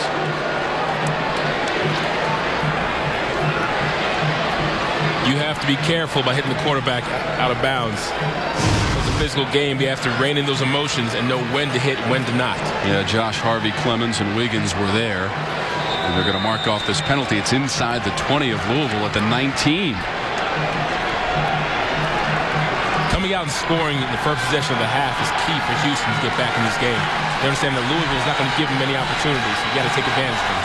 Remember, Houston scored on its opening drive of the game. Now they're opening possession of the second half, and they're inside the red zone. Looking for a trick play. Postma trying to go back to Ward. Sheldon Rankins was pressuring. That defense was not fooled. And I thought this might happen. Having a former quarterback or wide receiver is almost begging for you to throw a wide receiver pass. But he didn't sell. You look right there. I can tell right now as a throw. When he got the handoff, Postma did not really sell that he was running the ball. 2nd and 10 from the 19.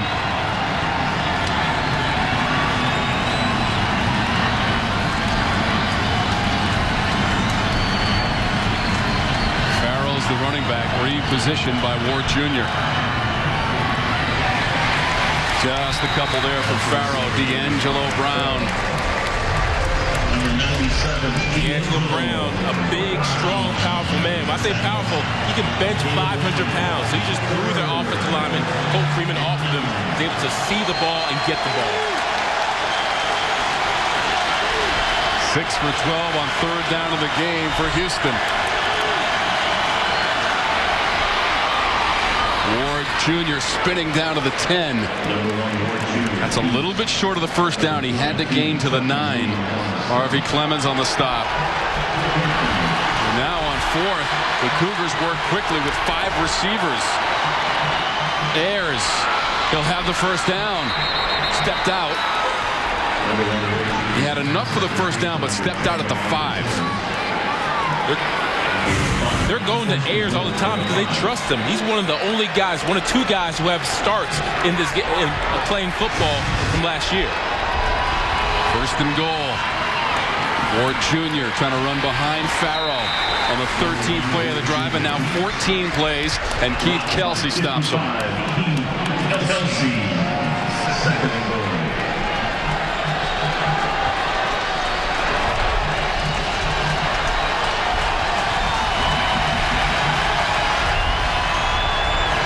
Second and goal from the 6.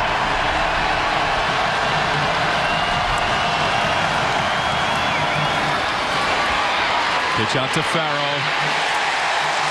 Stopped at the 5, at the 10 rather. Kelsey on the tackle. So that was sound football by Keith Kelsey, and really an example of the compression tackling that Todd Grantham preaches around here. You have a force, somebody who stops the ball, you have someone in the alley, and you tackle from inside out, making sure you get breastplate or thigh.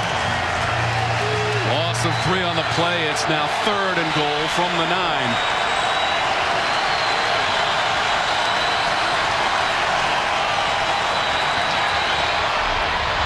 Incomplete. Liddell Bonner, the intended receiver. Greg Ward's gonna look at this replay, and he's gonna hurt because this guy was open. He had a chance to have a touchdown against Louisville. You get in that red zone, you have to make every pass count. This will be a 26-yard attempt by Bullard. 1 for 2 on the day, made a 41-yarder back in the first half.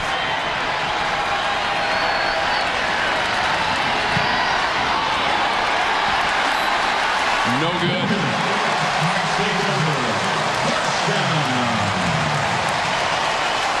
This is not what you want to see. Bullard now 1 for 3 in the game. He misses from 26 yards away. Louisville's Cardinal Stadium. 55,000 fans strong. This facility opening up in 1998. And as Nicky told us in the first half, they're going to expand another 10,000 seats. 13-4 in the history of home openers here at Papa John's Cardinal Stadium. Jackson complete. Radcliffe, who has not done a whole lot rushing-wise. Brandon Radcliffe, just 5 carries and 7 yards. But he does make the catch there.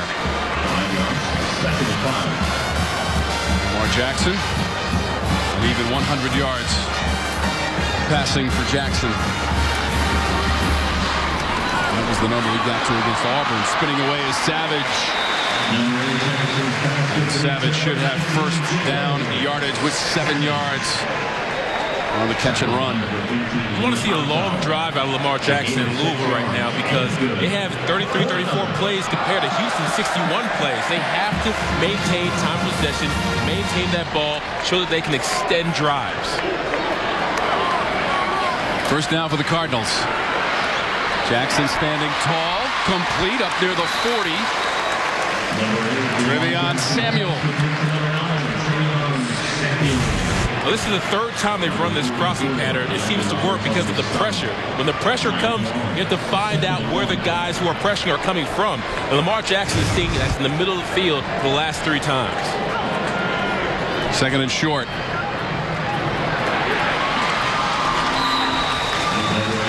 Again, it's Samuel up to the 46-yard line. A 6-yard pickup and a first down.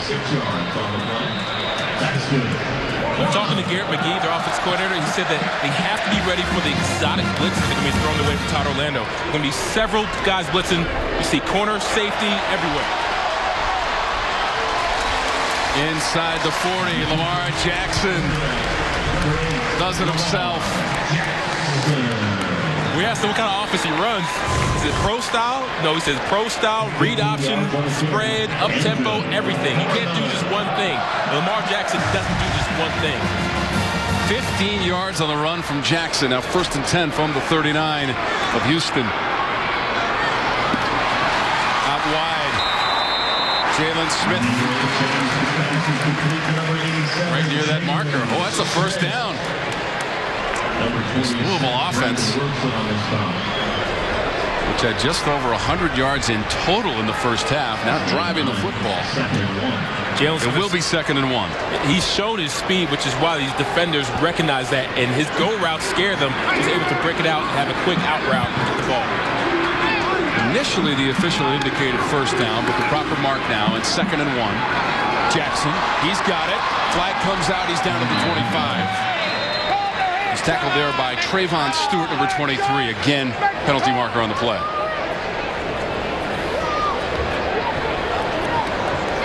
Indication is holding against the offense.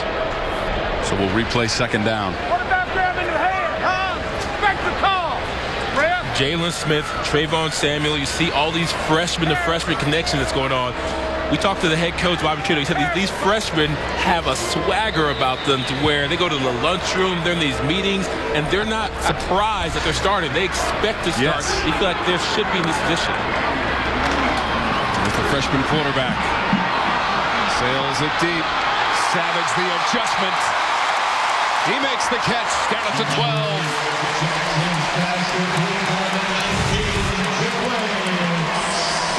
Jaquay Savage not afraid to come back to the ball, able to read it. Unfortunately, the defender did not turn around quick enough and missed an opportunity.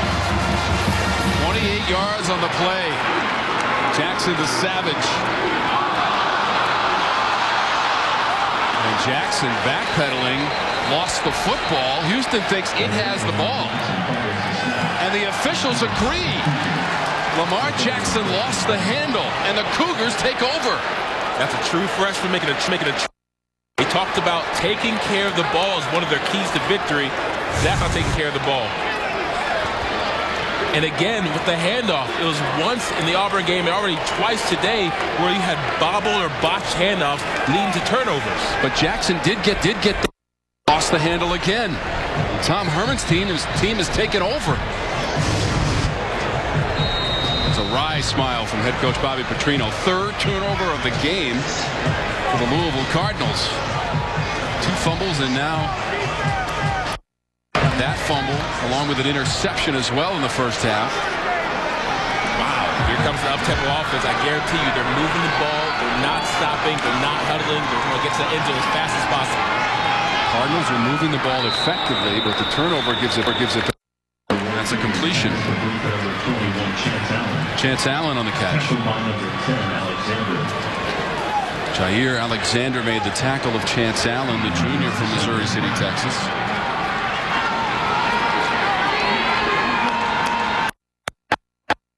With 7 catches and 38 yards.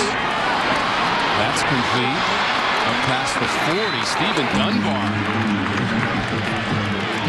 Here comes this up-tempo offense. Stephen Dunbar, the only other guy besides Ayers that has some 15 yards on the pass play. 4 catches and 54 yards now for Dunbar, who has the TD catch in the game for Houston in game for their opening possession. Farrell taken down by 92. Devontae Fields.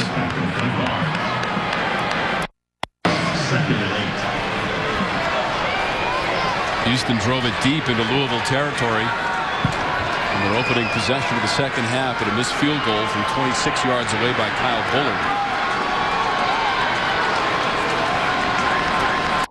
The overall series 8-7. It dates back to 1954, playing in 2015 and up towards midfield. If you look at the defensive line for Louisville, you'll see hands on the hips, even some of the linebackers. With this pace, they can't shuffle. New guys come in there, fresh legs, have to stay in there and get ready for the next play.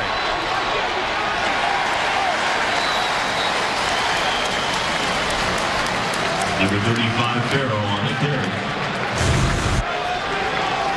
Big play. Doing what he does best. Leaning forward, fighting for extra yards. 1 of 2 on 4th down in the game. Reaching and losing the handle. That's great. The lineman for Houston.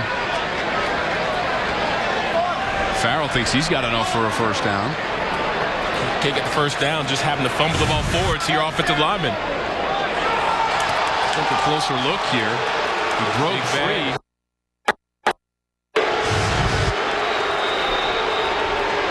Looked like when he was reaching out, just kind of slammed the ball on the turf and it came loose. And now I think the folks upstairs might want to take a look at that. Yeah, exactly. Is Farrell with a second effort. He did well to escape the 2 would-be tacklers for Louisville. But during this official review, we will step aside. 14-10 Louisville. It is under review. Houston locked up in a tight one. The home opener for the Cardinals. And we had that previous play. It was reviewed and confirmed that it was not a fumble. But look at the second effort, though. fighting for every single yard. Come on, Sev, you're running back. It's the second time on 4th down that Houston has converted, and that was a big one to keep this drive rolling for the Cougars as we move inside of 5 minutes to go in the third quarter. Ryan Jackson, number 22, tackled by James Burgess. James Burgess has been everywhere. I think it's his 12th tackle today, had 7 or 8 solo. Keith Kelsey, middle linebacking partner, has around 10 tackles, 4 for loss. They call themselves the Bash Brothers, and you see why. They're all over the field, making plays. They just need to make some more of them. Brown, Kelsey, Burgess, Fields, that linebacking group. Trayvon Young also in there. This is going to be intercepted. Chucky Williams dancing near the 30. Chucky breaks free. Chucky loses the ball. Who's on the cover? What a wild play. Wow.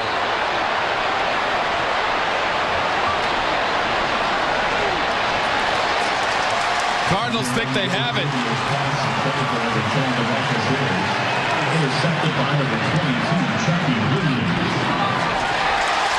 And they do. Oh, that was close. Sheldon Rankins covered it. I don't think Greg Ward Jr. even saw Chucky Williams. He threw it up there. Great return by Chucky. But he plays DB for a reason. That is great hustle from Rankins. And then there was the scrum for the football and won by Louisville. Number 22, Chucky Williams, fell on it. What a wild play. Interception, fumble, and fumble recovery. Wow. Louisville. Stat sheet. Now 30 interceptions in their last 15 games to the end zone. Broke it up. There is no flag on the play. William Jackson was there. Jalen Smith was the intended receiver. Right at the corner of the end zone. William Jackson III, their best cover guy. Loves to be on the island. Calls himself a mini Darrell Revis. Does not care if it's just him and a receiver by themselves. It was him and Smith, and he won that battle on 1st down.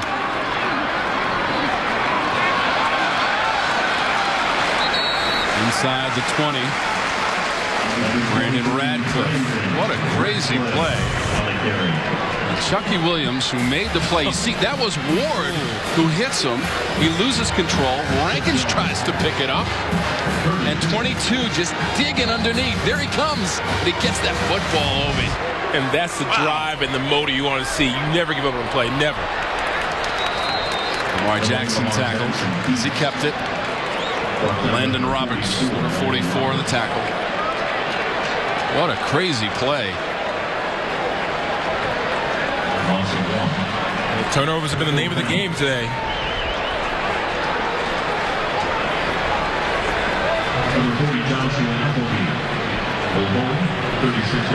John Wallace now. 36 yards on the attempt. Wallace was 1 of 3 against Auburn.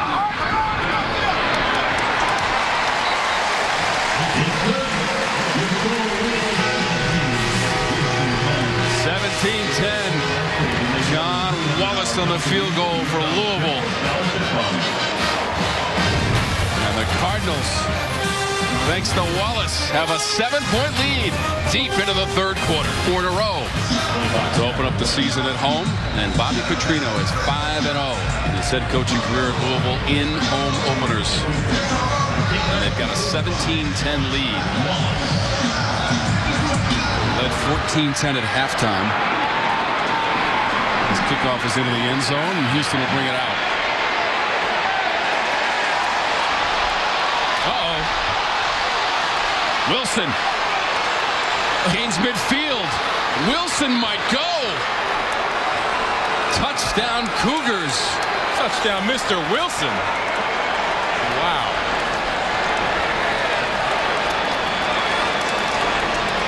Ovi, he started a couple of yards deep in his end zone.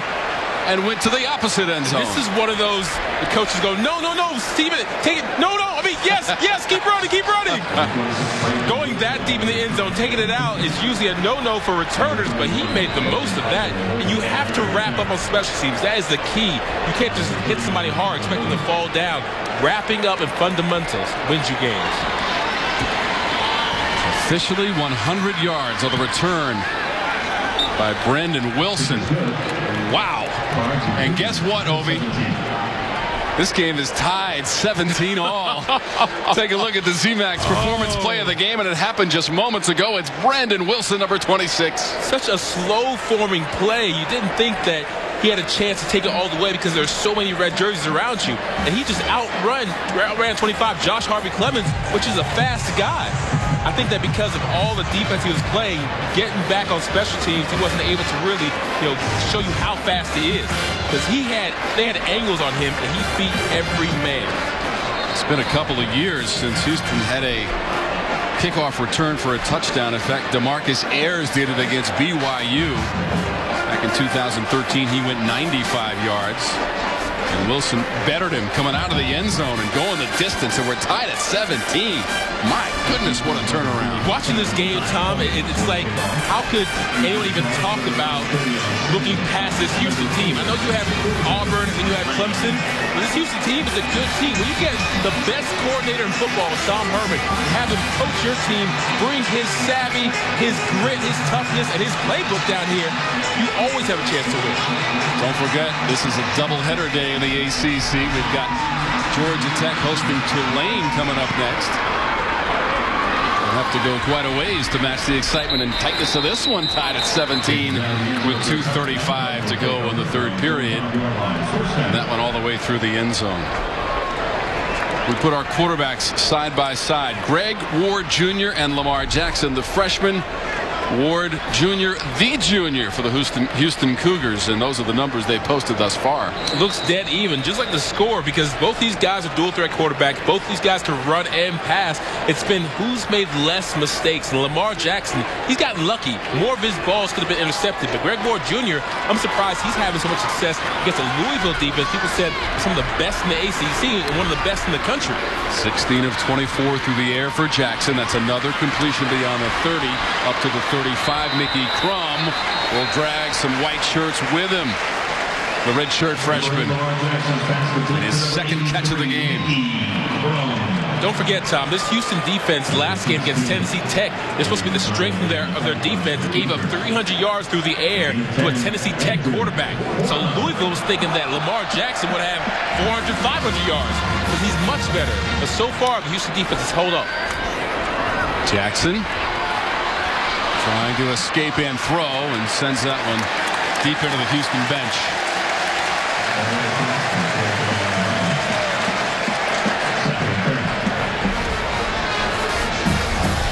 Good decision by the freshman to just launch that one and not take any negative yardage. 2nd and 10 now. Lamar has to be confident in his ability to not overconfident, where he tries to force the ball into tight windows every single time he scrambles. He was 9 of 20 passing against Auburn with 1 TD throw. He's up to 168 yards passing, trying to add to that total. He's going deep, and it's intercepted at the 15. Trayvon Stewart is number 23, racing back across midfield. Stewart still going and down close to the 25. We cannot say it enough. They led the nation in turnovers. I know that the Louisville defense led the nation in interceptions, but this Houston team led the nation in turnovers. This is what they do. Having seniors in Adrian McDonald and Trayvon Stewart, William Jackson, Brandon Wilson's only junior in that secondary. These guys have so many starts between them. They're able to talk with each other and know how to play off each other. What happened against Tennessee Tech last game? I'm sure they got an earful in that meeting room. They have enough pride to where they want the ball when it's in the air, period. Stewart had 3 picks last year, his first of the season now, and the ball down to the 27.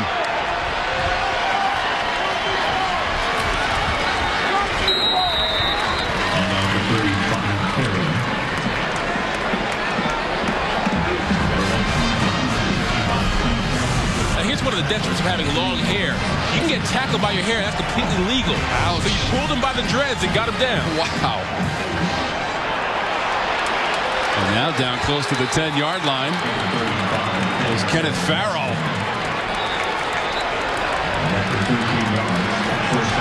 It was 8 yards on the carry. And now 1st and 10 from the 11. Farrell again burrowing through and down close to the 6 or 7. They can get another first down at the 1. And now you've got 55 seconds to go in the 3rd. Into the red zone for the 2nd time of the game for the Cougars. 75% scoring last year in the red zone. Ward Jr. thought about a pitch, does a pirouette, and goes down to the 5.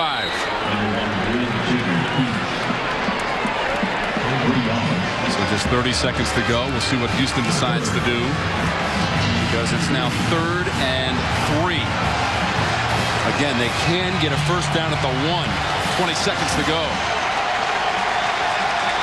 They're going to have some sort of option where Greg Ward Jr. has the option to run or pitch it, because he's so dynamic and he makes the right decision the majority of the times. I feel like he's going to have a chance to run the ball or pitch it.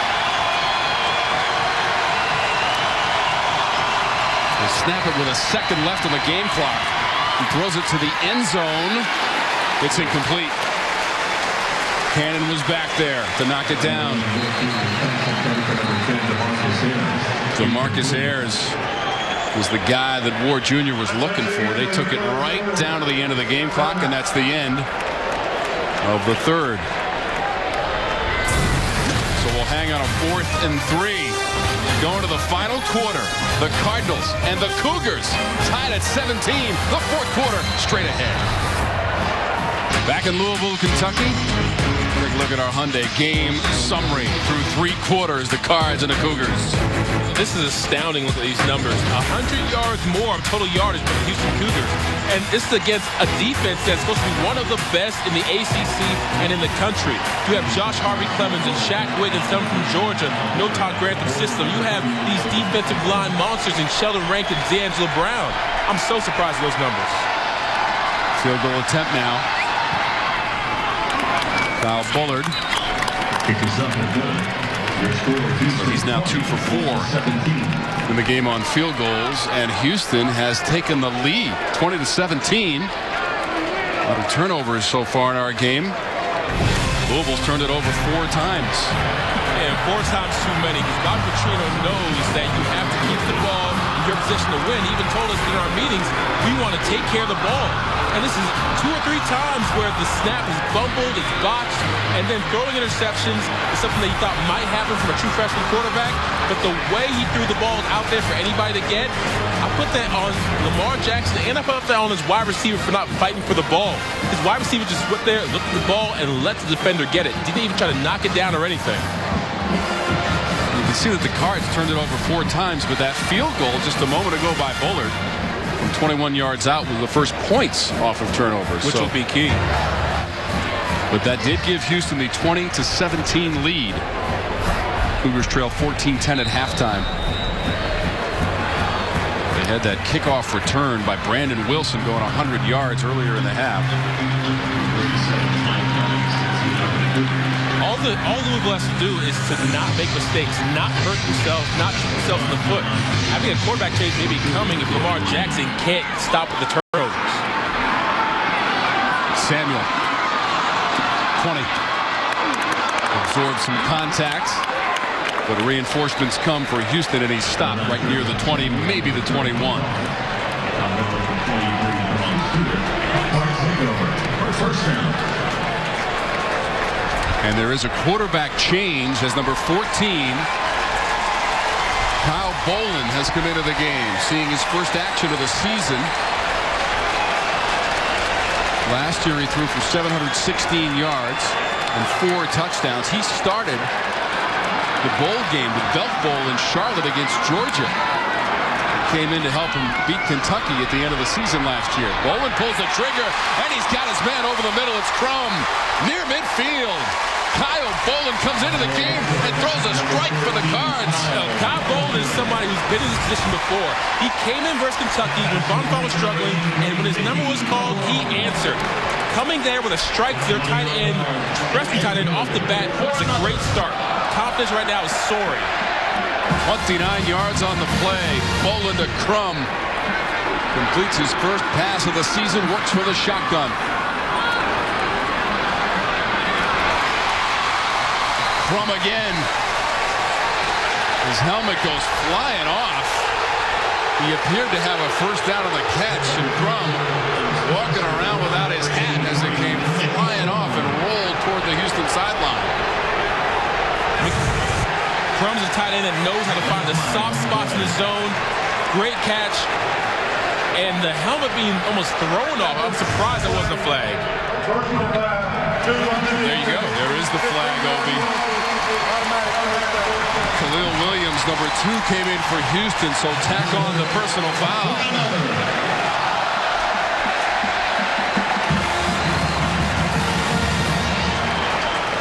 You talk about injecting some energy into this building and team. He's doing exactly what Lamar Jackson did against Auburn last game. Came in and instant electricity. His teammates, the offensive linemen, they all believe in him, and they're marching down this field. He is 2 for 2 through the air and 41 yards for Bolin, who has just come into the game on this series. He'll get some help with the ground game. Radcliffe forced out of bounds near the 17-yard line. Nice solid tackle by Landon Roberts, though. Got 6 on the play. It's Kyle Bolin, the sophomore from Lexington, Kentucky. 6'3" and 196 pounds. He's connected on both his passing attempts so far. Just into the game for Louisville. They look to the sideline and those big boards on that Cardinals sideline.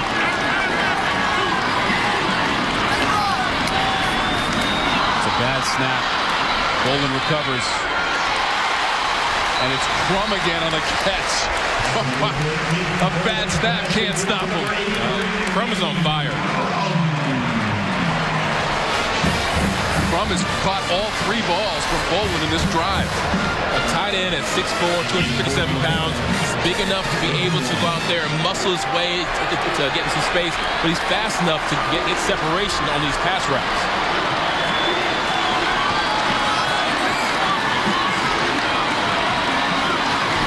Third and 1.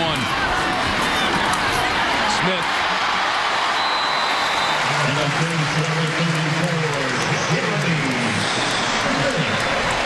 Smith does the work for a first down. It is 4 yards and good. Coach said watch out for Jeremy Smith. Bob Patricia said he has good vision. He's a good inside runner.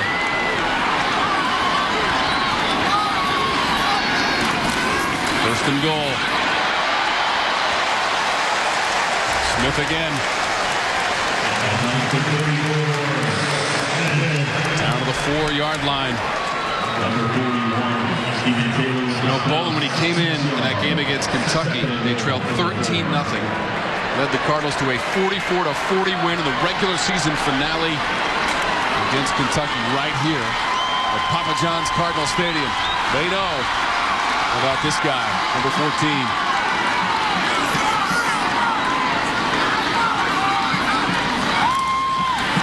Smith to the end zone. Touchdown, Cardinals.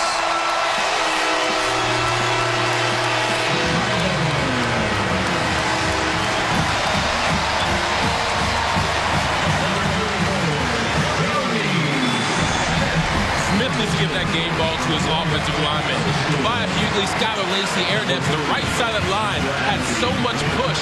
All you saw was red jerseys advancing and white jerseys backing up.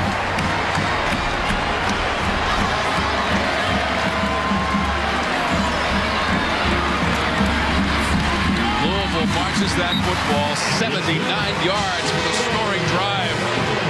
The Cardinals have taken a 4-point lead. You know what? You have to give it to Kyle Bolin. Coming in and having the production he did and then let his offensive line do the work, that's what you want out of your quarterback. What a game we've got this afternoon here in Louisville. Incredible. Lead has changed hands a couple of times on some exciting plays. Kyle Bolden coming in to lead his team down the field for a scoring drive of 79 yards, where Bolden was 3 of 3 for 44 yards. Kyle Bolden was just carving up his defense. He came in like a man on a mission. Mickey Crum was his target time and time again. Even when he fumbled the ball at first, still finding Crum. Crum getting open, Bolden delivering the passes, and at the end, Jeremy Smith showing why Coach Smith was so high on him, telling us that we have yet to see how good Jeremy Smith can be. That's the advantage for Louisville of having so many capable quarterbacks. Got 4 guys who can play that position effectively. Lamar Jackson was the starter today. The freshman Kyle Bolden coming in here in the fourth quarter for his first action of the season. He takes him all the way to the end zone. It'll be important to see how Houston answers. Right now is not a time to go 3 and out. By the way, that touchdown run from Jeremy Smith, his first in the Cardinals uniform after transferring. We go down to the sidelines and Nikki Noto. You guys, I can't tell you how animated the Louisville bench and their sideline became right after Kyle Bolden came in and just lit it up. He found Mickey Crum, and it looks like, you guys, that's the new 1-2 punch we're going to have to look out for the rest of this game. It was unbelievable. Well, there's the 1-2 punch of the defense, too. Greg Ward Jr. dropped. Devontae Fields. 3rd down, Cougars. Tom Grantham said he's still waiting on Devontae Fields to take over and be an MVP on this team because he has the skills to. The size, the speed, and has that little bit of nasty in him to be able to get into the quarterback's face and make him threaten. Ward Jr. gets away from Rankins and completes it near midfield. And down to the 35, Chance Allen, number 21. Wow, Ward Jr. got away from Rankins, a potential sack, and he turns it into a positive play. Greg Ward Jr. and Lamar Jackson look so similar that they can escape almost any pressure. And Chance Allen, a kid who went to Oregon, he has that Oregon speed, so you want to see him get the ball, and so he can show you exactly how fast he is. Maybe that play was for 40 yards. This is Farrell out of the edge. Taken out of bounds. Right at the 25-yard line. What a play by Ward on 3rd and long. Huge conversion, especially under duress. Plays like that usually end up an interception when you're running for your life and you throw it up. That's Ward Jr. down to the 21-yard line. Keith Kelsey on the tackle. Mark that play down as this game progresses. Escapability of Greg Ward Jr. to keep that play alive as they get by Sheldon Rankins. Not a guy who misses many tackles. Batted down. James Burgess, the anticipation.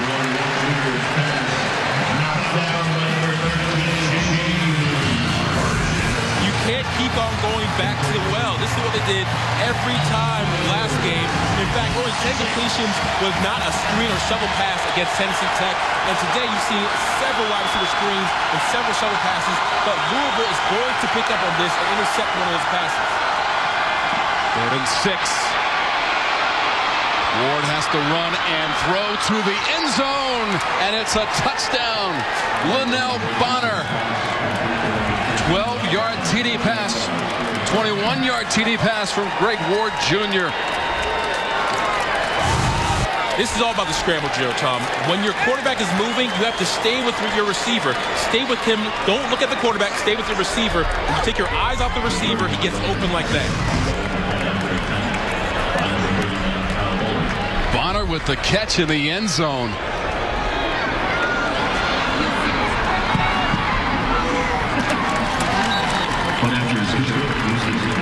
And now Houston takes the lead. 27-24. Greg Ward Jr. to Linnell Bonner. The throw on the run. And the Cougars lead it by 3.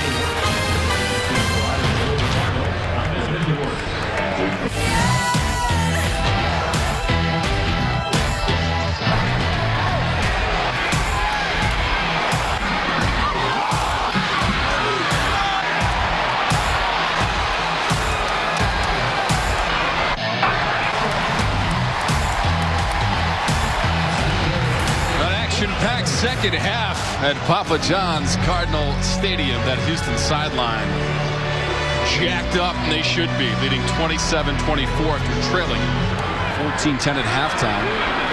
Had the lead changed 3 times in the last 3 possessions. Here's Samuel. Across the 25 to the 27 or 8. Travion Samuel, about 20 yards on that return. We've got 9:18 to go in the 4th. The Cougars have taken the 27-24 lead.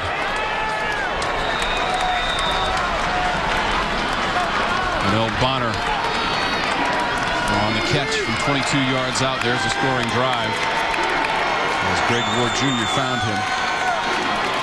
In fact, Ward Jr. went 3 for 4 and 72 yards passing on that most recent drive for Houston. That was incomplete to Savage. And he knows it was him too. Catchable ball, he heard the footsteps there. Kyle Bolin came in on the last series. That's his first incompletion. Completed 3 passes to his tight end Mickey Crum on the previous drive. Louisville took the lead, but not for long. Man, what a second half. Absolutely. So glad that you joined us for college football on a Saturday in Louisville. The Cards and the Cougs. Tom Wormy over Mahaley and Nicky Noto on the sidelines. Bolin rolls it out. Up near the 40. Savage hauled it in. Oh, Jaquay Savage able to get a foot down. Magic? How did he do that? I thought the ball was out of bounds. I want to see this replay. From up here, I thought the ball was out of bounds clearly. Wow. Savage. 1 foot in college football. Louisville already 5 plays of 10 or more yards in the second half. Just 4 in the entire first half. You're going to need those plays to hang with the Cougars today, and they're going to review that previous play. We had a great replay of it, though, and it appeared that at least 1 foot, if not 2, down by Savage on that sideline. All you need is 1. It's like that right foot and the left foot. They may say his white shoe on that white paint. His left foot may have been down. He didn't have possession of the ball.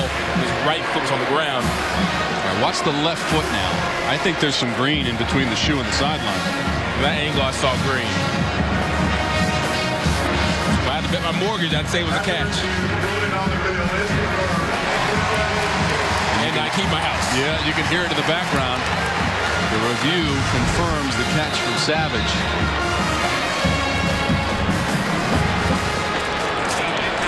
So Jaquay Savage, 6 catches and 70 yards. He does have a touchdown also.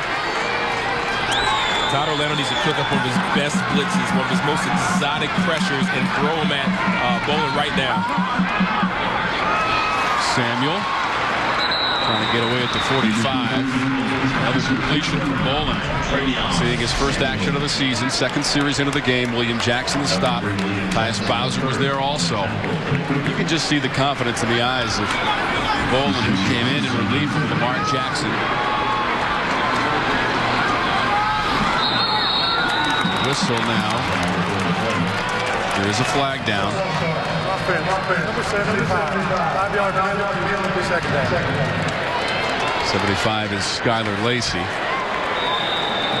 It's almost like the game slowed down for Bolin because Todd Orlando is sending pressure at him, but every time he sends an extra linebacker or defensive back, it's like Bolin just knows where the hot read is, knows where the route is, and simply and calmly throws the ball and delivers it to the right receiver.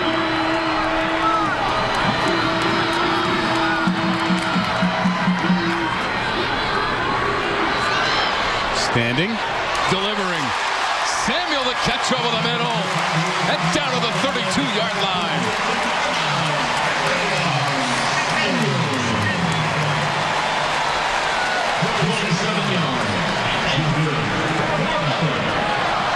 – 27-yard completion to the 32 and 1st and 10.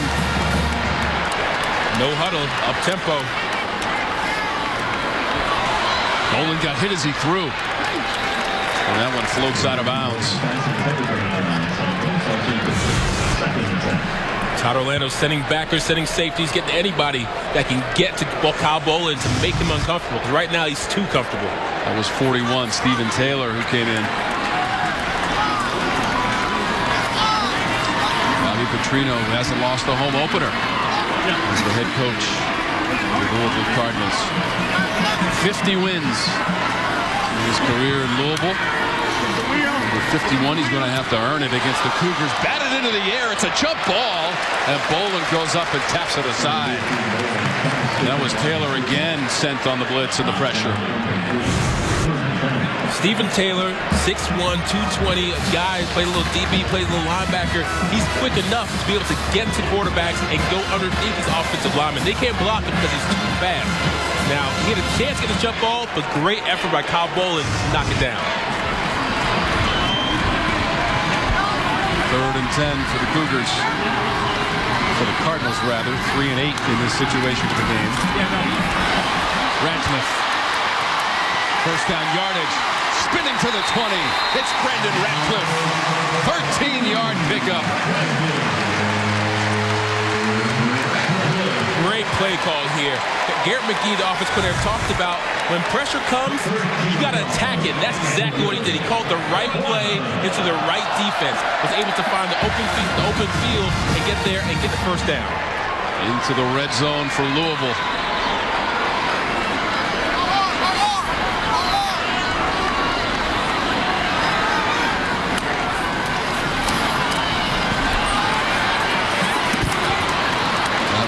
Thrown.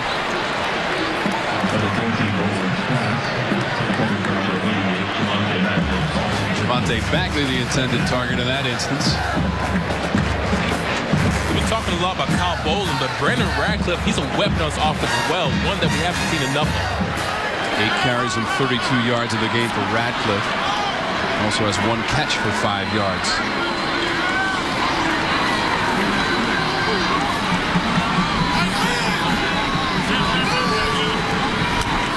Lifted it right of Boland. He'll try to protect his quarterback who's running around. Flags are coming out, and he throws it away. Landon Roberts, number 44, in pursuit. Kyle Boland again, penalty markers.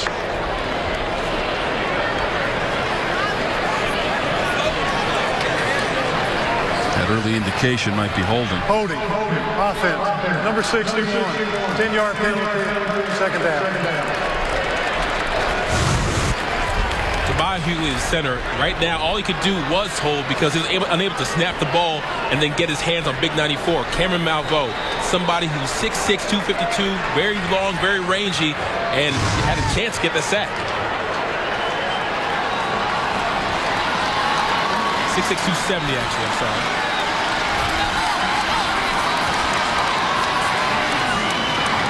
2nd and 20. Boland floats it to the end zone. Flag comes out to Mickey Crum. It's a touchdown. Kyle Boland's going to eat, and Mickey Crum's going to push the world down. With LeBron James in there. You love when you see Kyle Boland not go to the first progression, go to the second, third. Eyes go across the field. Mickey Crum able to catch the ball even when it got draped on him. This freshman tight end is going to be a good one for this team for a long time. 29 yards to Mickey Crum, who has 6 grabs for 103 yards in the game, and that TD. And for the 4th straight possession by these teams, the lead has changed hands. Him on a 2nd straight scoring drive. This time he throws it to the end zone. Mickey Crum hauls it in. 31-27. We welcome you back to ACC football here at Papa John's Cardinals Stadium. What a wild second half we've had. Seems like Boland's found his favorite receiver, favorite tight end. 6 catches, 103 yards, and a touchdown from Mickey Crum. It was all Lamar Jackson and Jalen Smith when he was in. Now it's the Boland-Mickey Crum connection. Yeah, that last drive for Louisville went 73 yards and culminated with the 29-yard TD pass from Boland to Crum, who's over 100 yards receiving in the game. 9 plays, 73 yards. Just under 3 minutes. So Boland has come in for the most recent series, 2 of them for Louisville, and produced 14 points. Jeremy Smith had a short TD run, and now the TD catch from Crum. And Louisville back in front 31-27. Houston with the football from its own 25. Farrell. They responded last time. Can they do it again? Another tackle for Fields.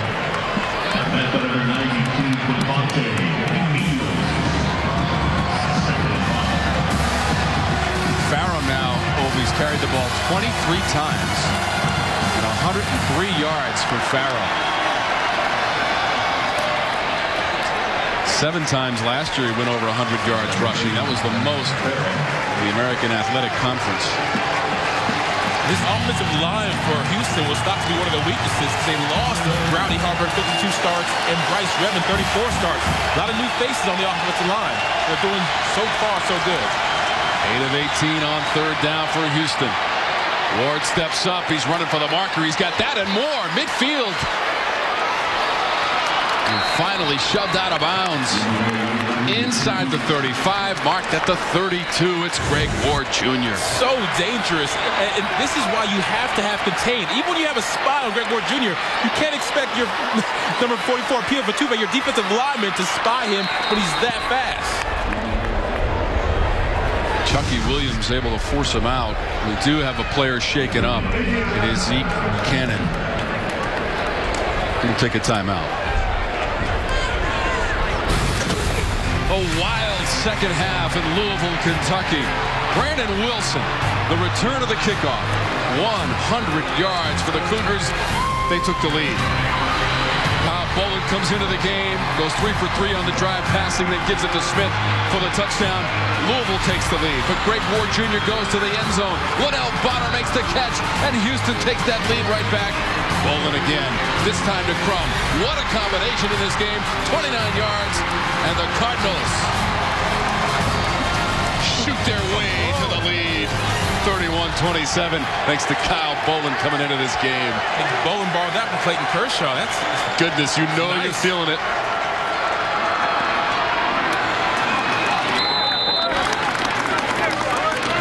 It's down near the 25. Chance Allen, number 21. Allen's got his 4th catch of the game. Picked up 6 there. And now 2nd and 4. Much for Ward. Ran into Sheldon Rankins.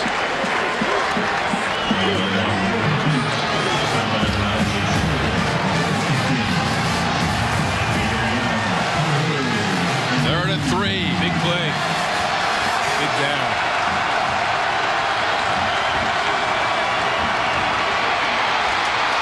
Ward Jr. gets away down to the 20. That should be enough for a first down. They'll mark him officially at the 19. This kid is a fighter, will not go down. The one difference between him and Lamar Jackson, they're both talented. Some said Lamar Jackson has more speed, more quickness, but Greg Ward Jr. makes good decisions. He doesn't make mistakes, doesn't throw the ball away, botch up snaps. He just plays good football. Just got away from Devontae Fields and then ran for the first down. Jackson. Ryan Jackson, the senior, is near the 16-yard line. Keep an eye on that clock, too, Obi. We're approaching the 4-minute mark. What a second half this has been. 221 yards through the air. Just needs 2 more yards for 100 on the ground. Quite a follow-up performance from last week, where he threw for 275. This will be Farrell. Not a whole lot as Kelsey makes the tackle. That'd be back-to-back games for Greg Ward Jr. 100 yards on the ground. Him and Farrell both approaching 100 yards, getting it done on the ground, but they have to get it done in the air as well. 10 of 20 on 3rd down. This is 3rd and 5.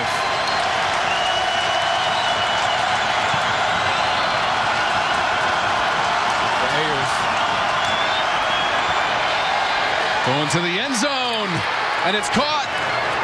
DeMarcus Ayers. I told you to look for him. I gave him a heads up. They didn't listen to me. This kid is going to be the recipient of the majority of the balls because he has the most experience. He's dynamic. He can get separation, and he just knows how to score. 15 yards on this play to DeMarcus Ayers in the end zone, Obi. Look at the touch upon the ball. Put it where only Ayers can get it, right above 27 Jermaine Reeves' head. Third TD pass of the game for Greg Ward Jr. Now Bullard for the extra point.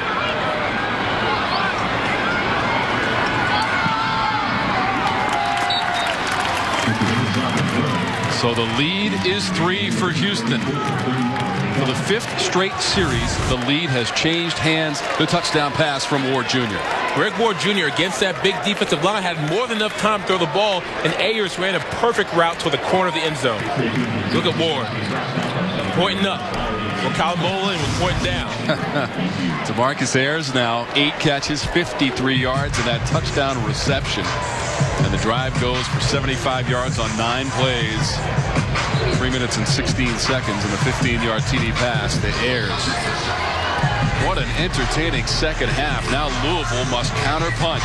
They have done it on 2 previous occasions with Kyle Bolin in there at quarterback, coming in for the freshman starter for Louisville, Lamar Jackson.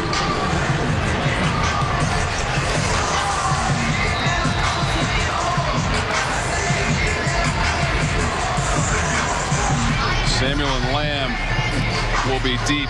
What an atmosphere for the home opener. And the Cougars, who haven't won in Louisville since 1997 when they won 36-22.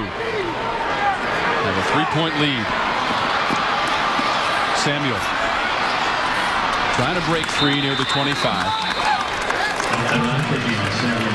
Travion Samuel on the return. We told you that it's a challenging early season schedule. Clemson is coming to town, the number 12 team in the country, on Thursday. After playing Auburn, number 6 in the country last week at the Georgia Dome. That Clemson game, 7:30. The ACC opener for both teams, and they lost at Clemson last year 23-17 in the first ever meeting between the teams. They'll meet for the second time Thursday here at Papa John's Cardinals Stadium. Bolin steps up. Can't deliver on this occasion.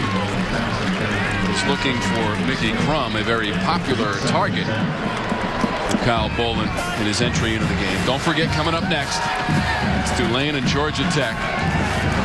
West Durham, James Bates, Jen Hildreth is after call from Bobby Dodd Stadium at historic Grant Field.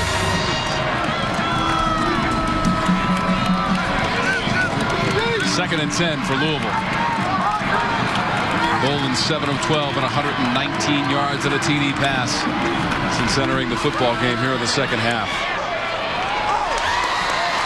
Up near the 32 and complete to Jaquay Savage. Times like this, Tom, having freshman receivers is probably not a good thing because you want somebody who's been in a situation before, who's not going to let nerves get to him. Jaquay Savage, one of the older members of this team, and had a great catch. 9 yards in the previous play, sets up 3rd and 1. Radcliffe, the first down and out close to the 44.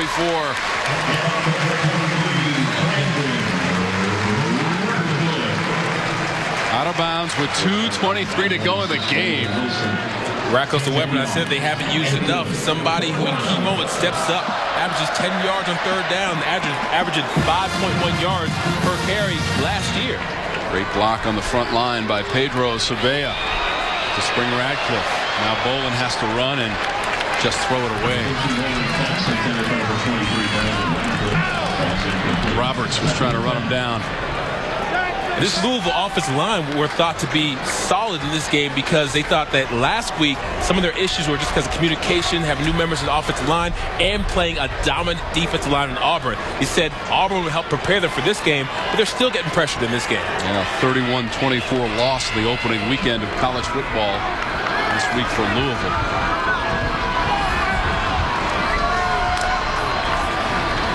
On 2nd and 10. Complete. Jalen Smith Trying to spin him down at the 35. Plenty good for a first down. And we're inside of 2 minutes to go. We haven't seen Jalen Smith for a while now. Ever since his buddy Lamar Jackson, his roommate, went out, it's been more of a Kyle Bolin, Mickey Crum connection. But Jalen Smith still available, still very dangerous. His 5th catch of the game goes for 21 yards off the arm of Kyle Bolin. Wants to go back to work. It appeared the receiver was going one way and the football went the other. Now, Kyle Bolin, it gets real important to not make a mistake. Because right now you're down by a couple of points. You can get a field goal and tie this game up. You don't want an interception versus a team that does interceptions. He gets turnovers and to miss out on a chance to win this game or tie this game.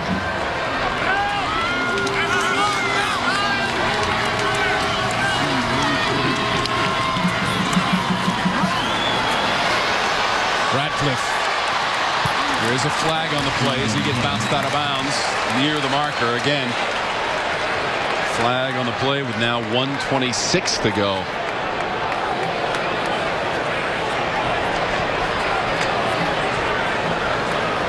Holding. Offense. Number 74. 10-yard penalty from spotting foul. Second down. Big penalty. Talk about Kyle Bolin taking care of the ball. No interceptions, no fumbles. Also, offensive line. You can't have holding penalties when you're getting close to that red zone. When the game's in the line, you have 1 minute and 22 seconds left.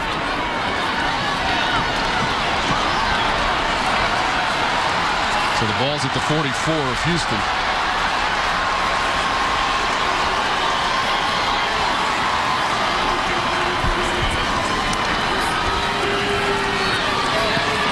Bolin steps right into the pressure, and that's incomplete. Brandon Wilson came over the top defensively for Houston. Todd Orlando sent his best stuff. Trayvon Stewart, number 81, Tyus Bowser, and great play defensively, but also great play making that quarterback, Kyle Bolin, feel uncomfortable. Tyus Bowser laid the hit on Bolin. In the game for Louisville, 9 penalties for 92 yards. Add that to the fumbles, the interceptions. Really a mistake-filled day for them. Trailing by 3 in the final minute now, Obi Mahaley. Big play. 3rd and 19. Samuel. Catch. Goes out of bounds at the 36. Oh, are you in field goal range? Do you go for it? These are the questions right now Bobby Petrino's mulling over. What is the best move right now? The way the game ended last week wasn't too good. People question his decision-making. He has to make the right decision this game. 4th and 11. 54 seconds to go. And Louisville is taking a timeout. Kicker John Wallace is 1 for 1 in the game. He made that one from 36 yards away. Worked past the first quarter, only worked the first 15 minutes of the victory against Alcorn State. And that's coming up right after us. 54 seconds to go in the 4th. 34-31. The football at the 36-yard line. And a field goal attempt for Wallace. Watch the fade. Watch the fade.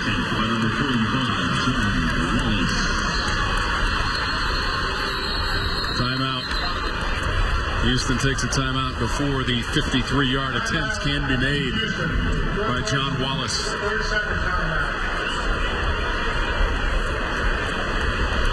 So he's going to have to think about it with 54 seconds to go. 34-31. What an incredible second half of football. Coaches told us they had to leave the memories of the Auburn game behind because this Houston team, the American Athletic Conference, picked to finish second in their division of the AAC, which will have its own championship game this year for the first time. Absolutely. Whenever you have a team that can create turnovers, they're dangerous. I don't care how good their talent is, or you feel like you have faster guys, more blue chip guys, 4-star, 5-star guys. If you turn the ball over, you can lose the game. I don't care if you're the number 1 team in the nation or the last team in the nation. 53-yard attempt. Wallace's career-long 51 last year against Syracuse. This to tie the football game. It is no good.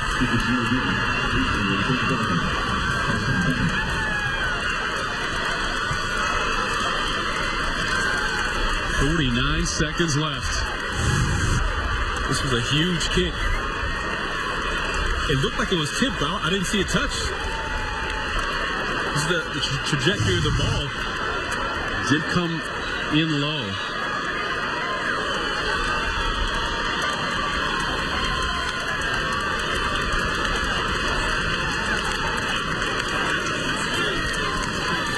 I'm surprised I'm sure didn't go for that one.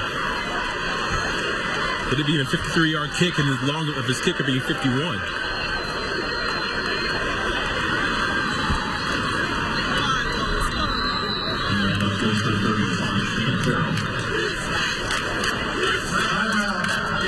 Louisville has to take a timeout. 45 seconds to go. Time now, take a look. Honda, power play of the game. And it's the Houston Cougars and Greg Ward Jr. 3 TD passes in the game, including this one to DeMarcus Ayers to take the lead. You know, it's easy to score a touchdown. I have to take it back. It's not easy to score a touchdown. It's even harder when you have to.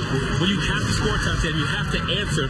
Greg Ward Jr. did that 2 or 3 times where Louisville scored on them, and he marched right back down the field and methodically got first down, until he got a touchdown.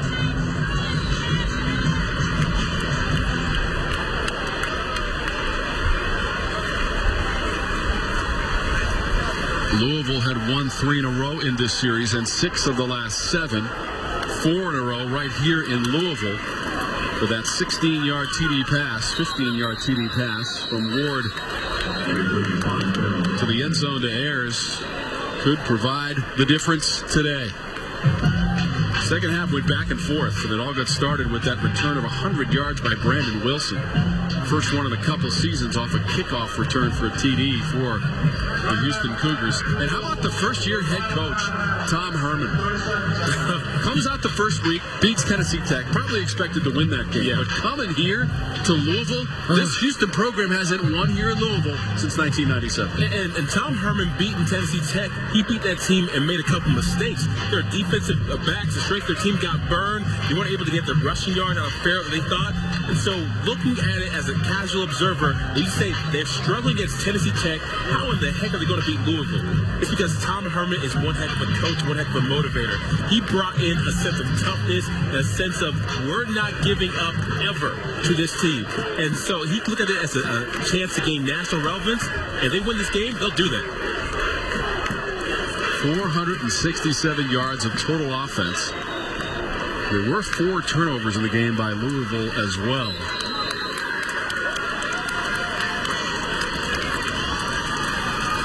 And now we're down to 30 seconds of the game clock. You can hear a pin drop in the stadium. There's nothing the Cardinals can do but shake hands with the Houston Cougars, who are going to leave Papa John's Cardinal Stadium with a 34-31 victory after trailing 14-10 at halftime. Stunned. A fantastic football game, but the Cardinals and Bobby Petrino come out on the losing end of this one. The final seconds will tick away. 34-31. We'll come back to wrap it up right after this. Houston spoils the home opener for Louisville and Bobby Petrino. Our final score 34-31. Coming up next, most of you will see Georgia Tech host Tulane. From Bobby Dodd Stadium. For Oldie Mahaley, Nikki Noto, and our entire production team, I'm Tom Wormy saying so long from Louisville. It's the Cougars